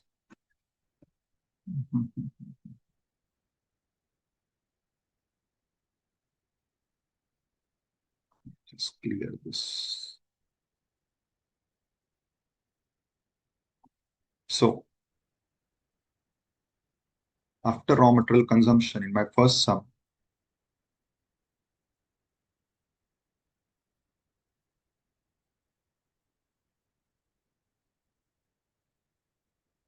again, it is for 1 month, name not given. So what are my columns? Particulars. And in sub columns, I will have names of my material, which is P and Q. So what is my starting point? Starting point is my raw material consumption budget, which is in quantity. So I take the figures from my consumption budget, 1,12,000, 70,000. To this, I will add desired closing stock of raw material. I'll subtract opening stock of raw material.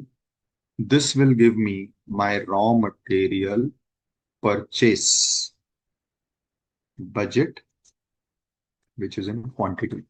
Correct? So I start from consumption. Consumption data I get from the previous budget. I copy paste it here in this budget.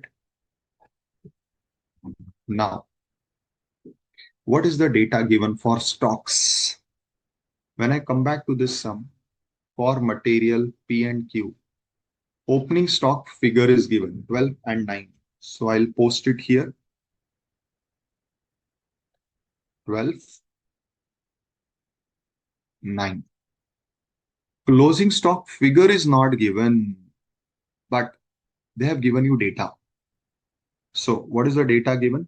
Read. The company wishes to operate JIT material inventory system as an initial procedure. It wishes to maintain minimum stock of material which is equivalent to 2 days consumption. So again, a language adjustment. What it is saying, how much should be your stock?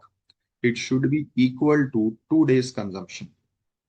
Now, how will you find out the answer? You are said that in this particular month for which we are preparing the budget, there are 28 working days. So please understand this. This consumption that we have just derived is for 28 days. Now they want closing stock, which should be for 2 days consumption. So what will be your working? It will be 1,12,000 upon 28 into 2. 70,000 upon 28 into 2. Correct? So this is the language adjustment. As we have seen in the second question also, the stock is not given ready-made. They have given some adjustment, which is simple to understand. Only you need to read and interpret it correctly. Great. So I'm already having the answers given by students. Yes, Ashlesha. Correct. But now give me the values.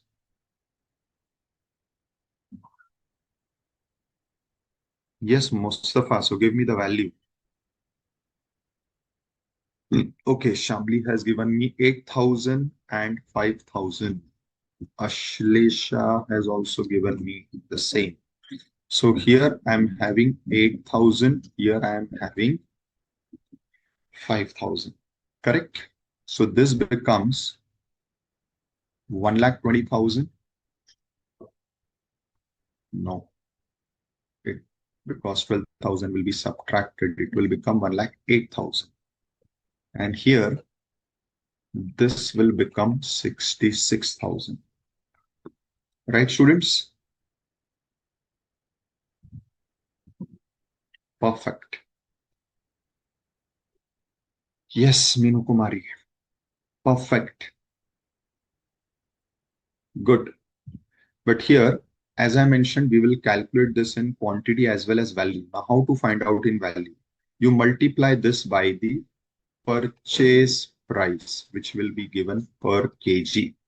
Once you multiply by the quantity by the price, you will get raw material purchase cost, which will be in rupees. So how much is the price given? See, here they have given the prices also. So the prices for material P, it is 3 per kg, it is 2 per kg. So I multiplied by rupees 3 by rupees 2. So I get my purchase budget, which is in quantity as well as cost.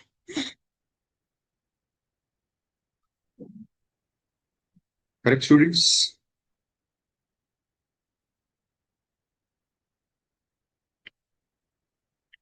Understood? Yes, Meenu. Correct. Yes. Perfect.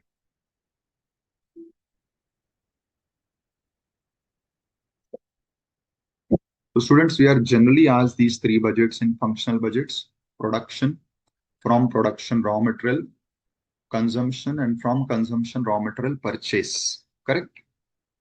Let us go to the second question also.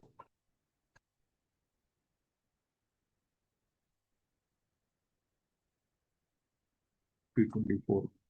Perfect, beta.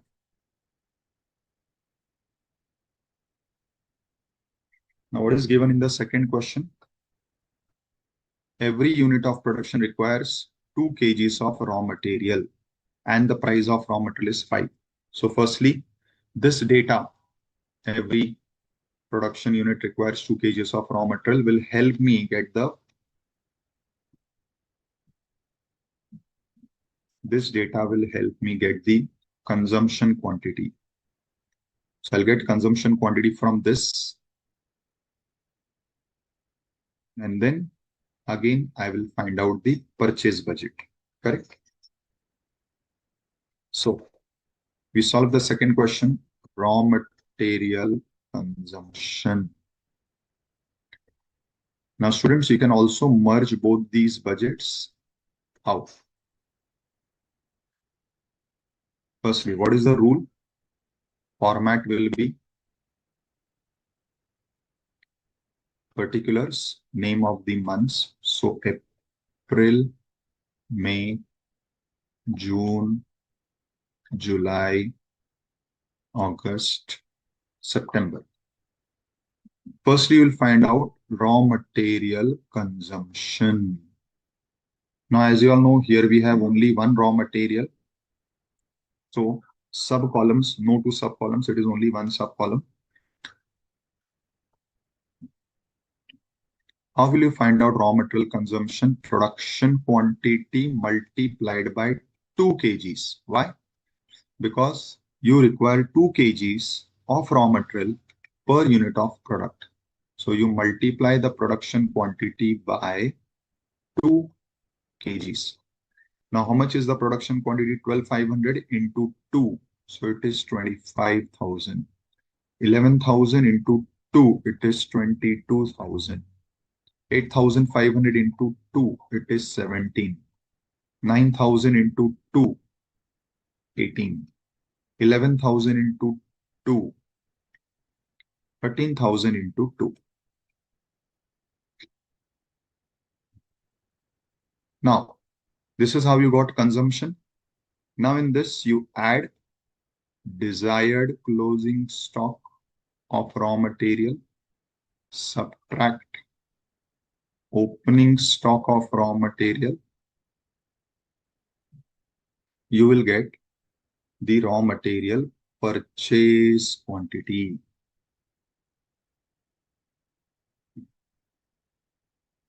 Correct?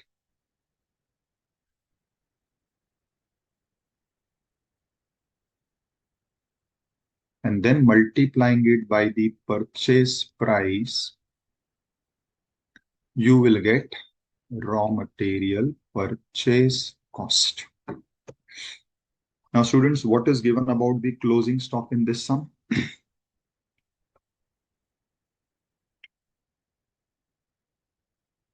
For raw material, what is the language saying?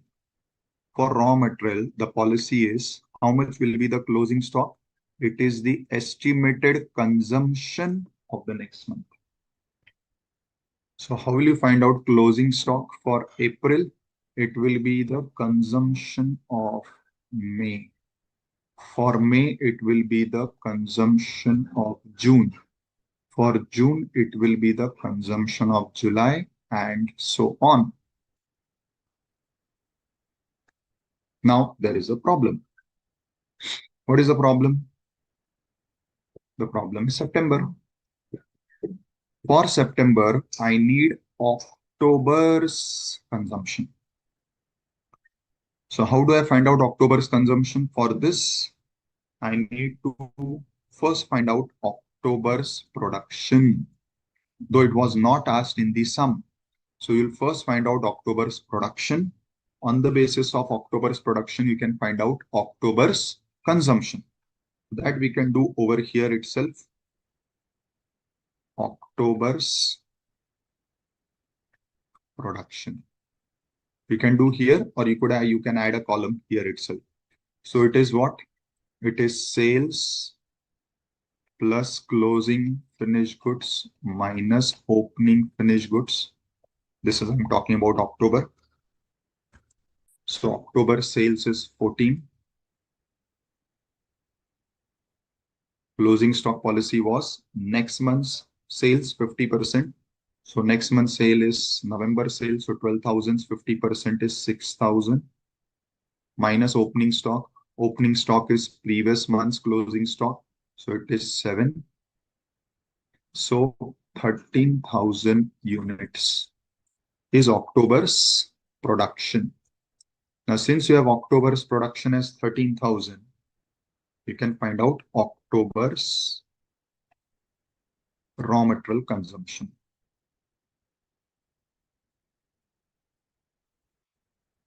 How much it will be? Production quantity into 2 kgs.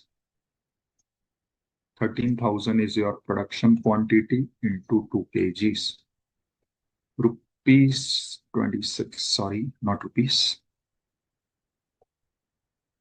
26,000 kgs. This is your October month's consumption, which will become September month's closing stock. Correct, students? How do you get opening? Previous month's closing is opening of this month. Correct?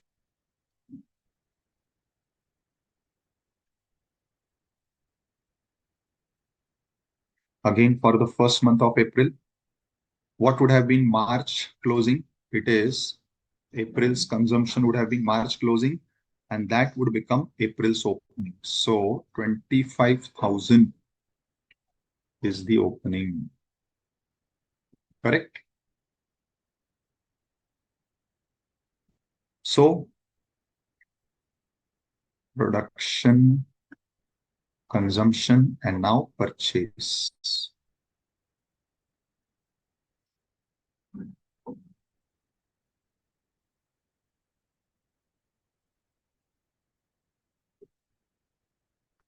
Correct, students?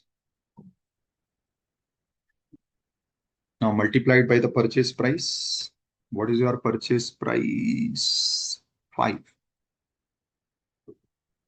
When you multiply it by rupees 5, you get the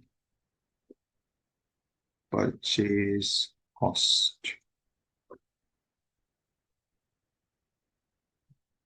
Correct, students?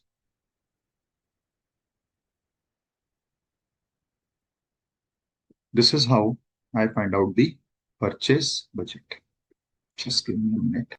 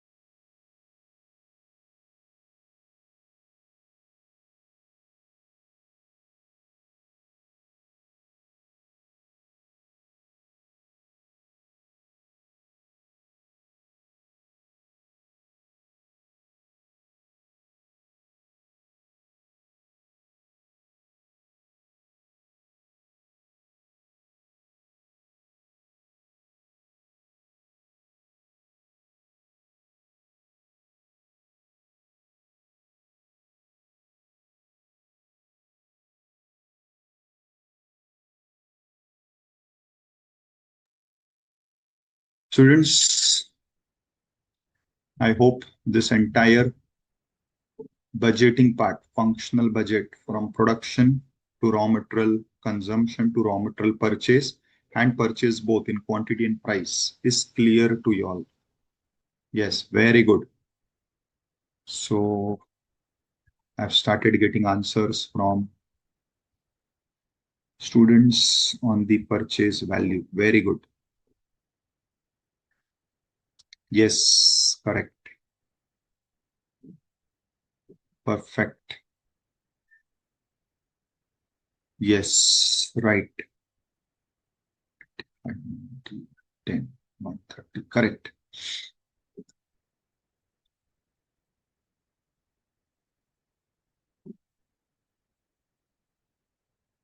Good. So students, this is the formatting part, production budget, then the consumption budget, then the purchase budget. You can merge both these budgets. This is the logic part. For production budget, the logic is derived from trading account. For the material purchase budget, the logic is derived from raw material account. Material consumption is simply on the basis of standard costing. How in standard costing you found out raw material quantity in the standard costing computation. Same thing you find out over here. Correct? Yes. Good, everyone. Perfect. Perfect. Yes. Good. Very good.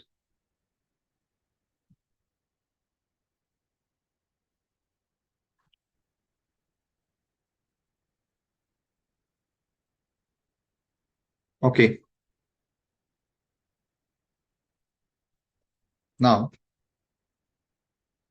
I'll give you formats of two more budgets, which will be required in further sums.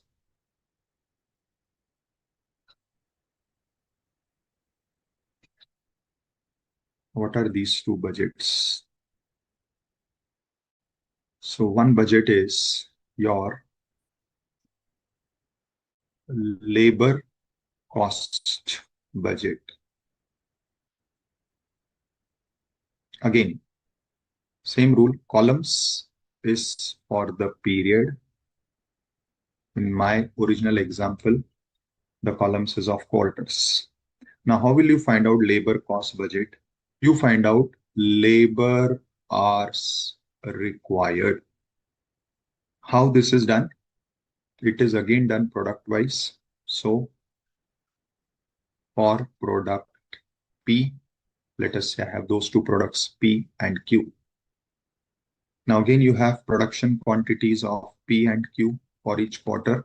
Now multiplied by how many labor hours are required per unit of each product. So similar to the logic of material consumption, quantity into how many units of material required, quantity into how many units of material required. Same logic.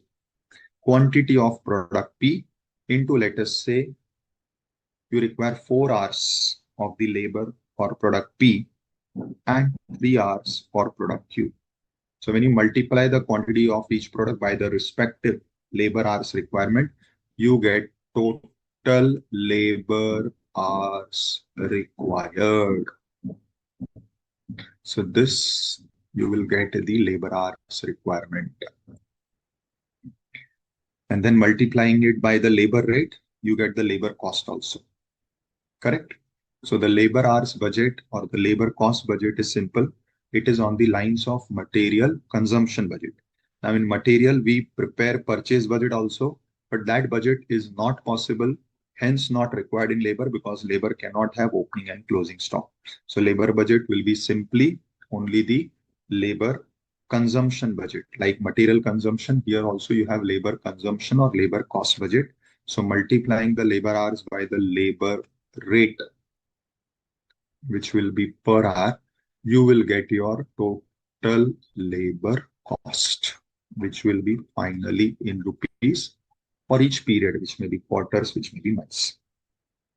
And then coming to the master budget, which is the production cost budget.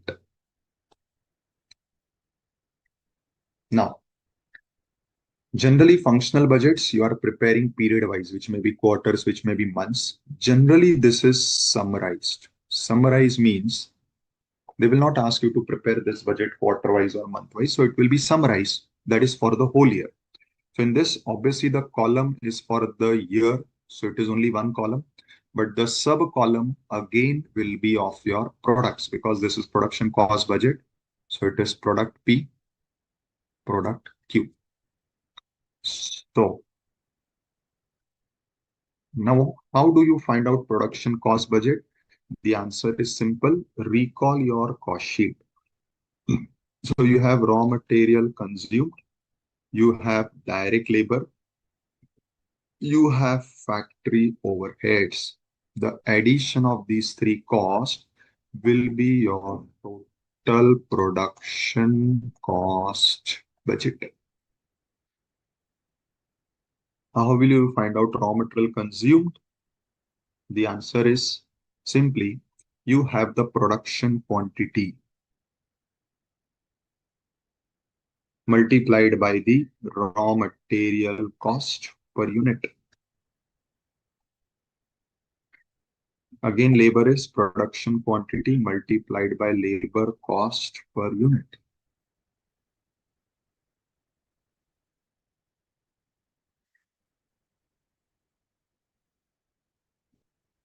Factory overheads, whatever is the base given, which may be machine hours or labor hours, into the ORR.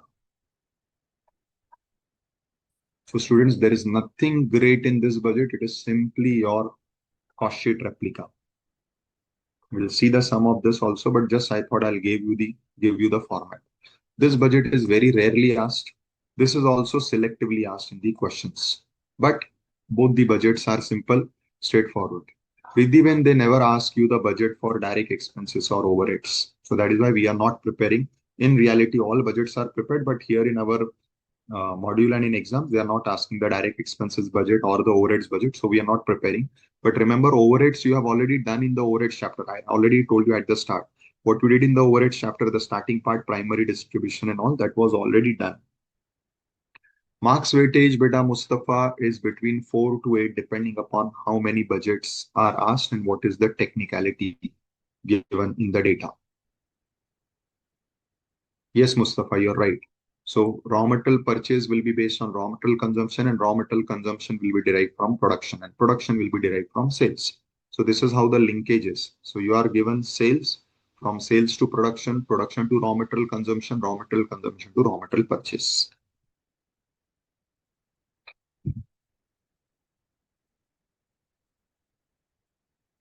Riddhi, when yes, if it is given, you will definitely cover. If direct expenses are given, production budget. See, production cost budget beta is nothing but your cost sheet.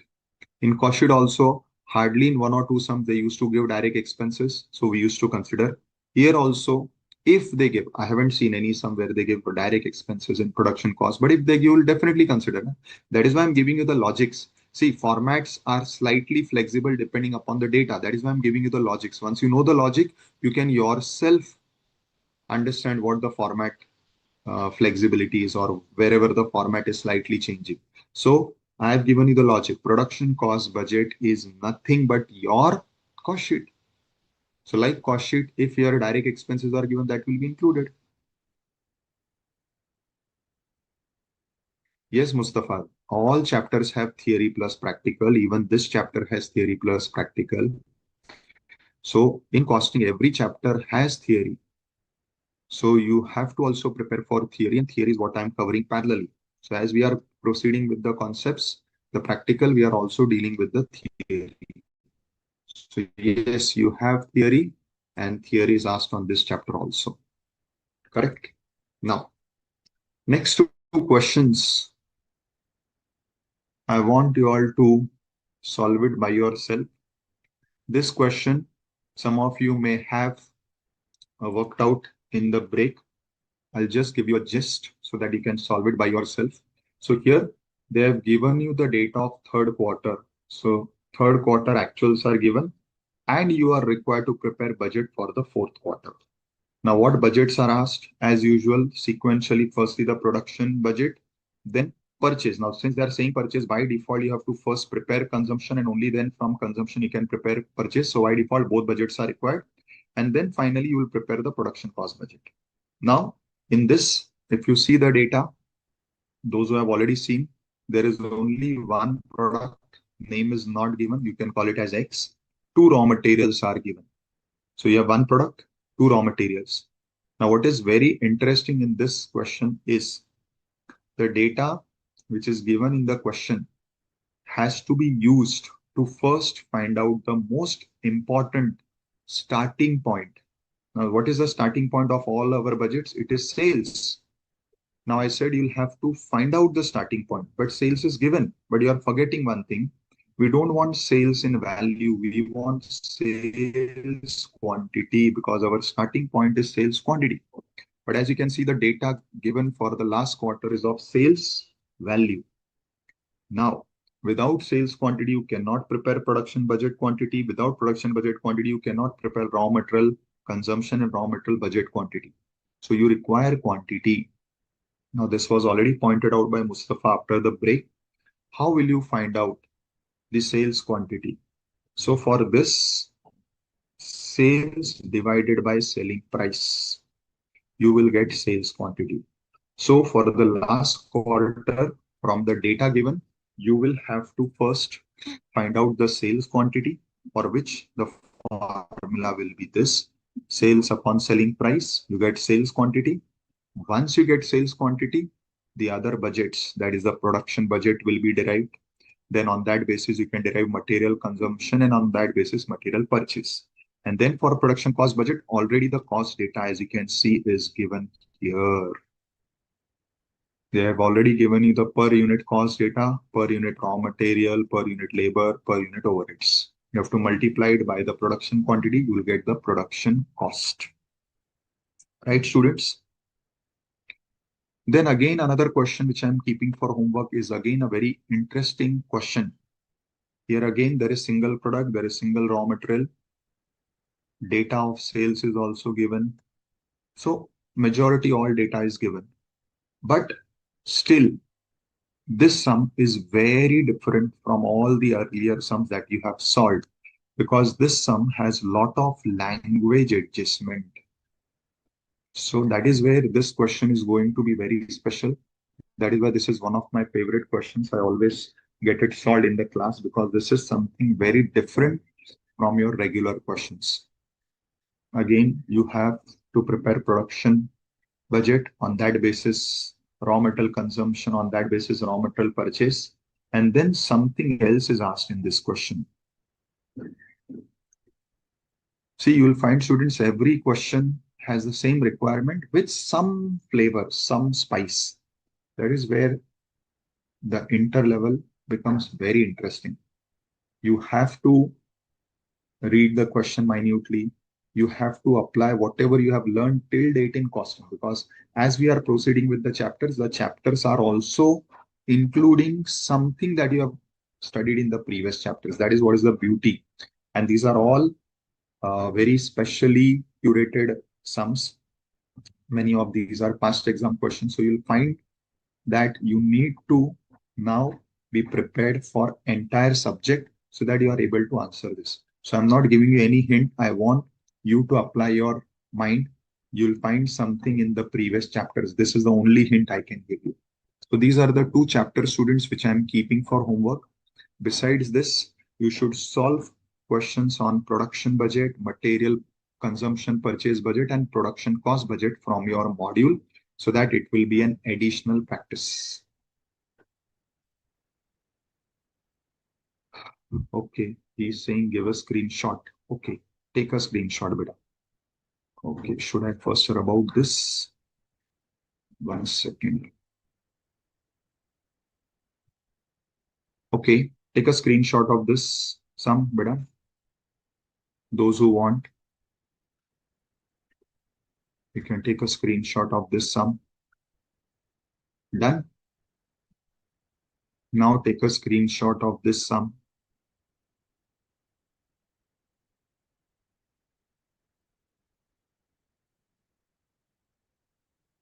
Done. So both sums now you all have. This is fourth sum and this is third sum. Fine, students. Any further questions or doubts on any of the concepts that we discussed today? If any, please ask.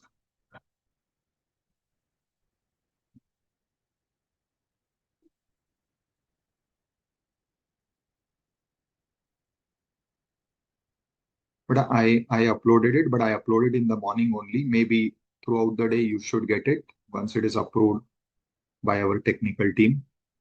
You will get it. I have uploaded it, beta, but I did it today morning only because I was traveling till yesterday evening. So I did it today morning. Technical team, once they approve it, you will get it. Fine. Okay, students. So it was great connecting with you all after a gap. Please be on track. Study well. Kuldeep, I already mentioned, these sums are ranging between 4 to 8 marks depending upon what different budgets are asked, what is the technicality given in the question. So it is ranging between 4 to 8 marks. Fine. Okay, students, that's it all from my side. Please study from module, solve the sums on this part, what we discussed today, the production budget, the purchase budget, that is the material budget, and also solve production cost budget, and then do both these questions as homework. Fine. Thank you all. Thank you very much. Yes, thank you. Done, Manishji. Good day, Manishji. Bye. Bye, everyone.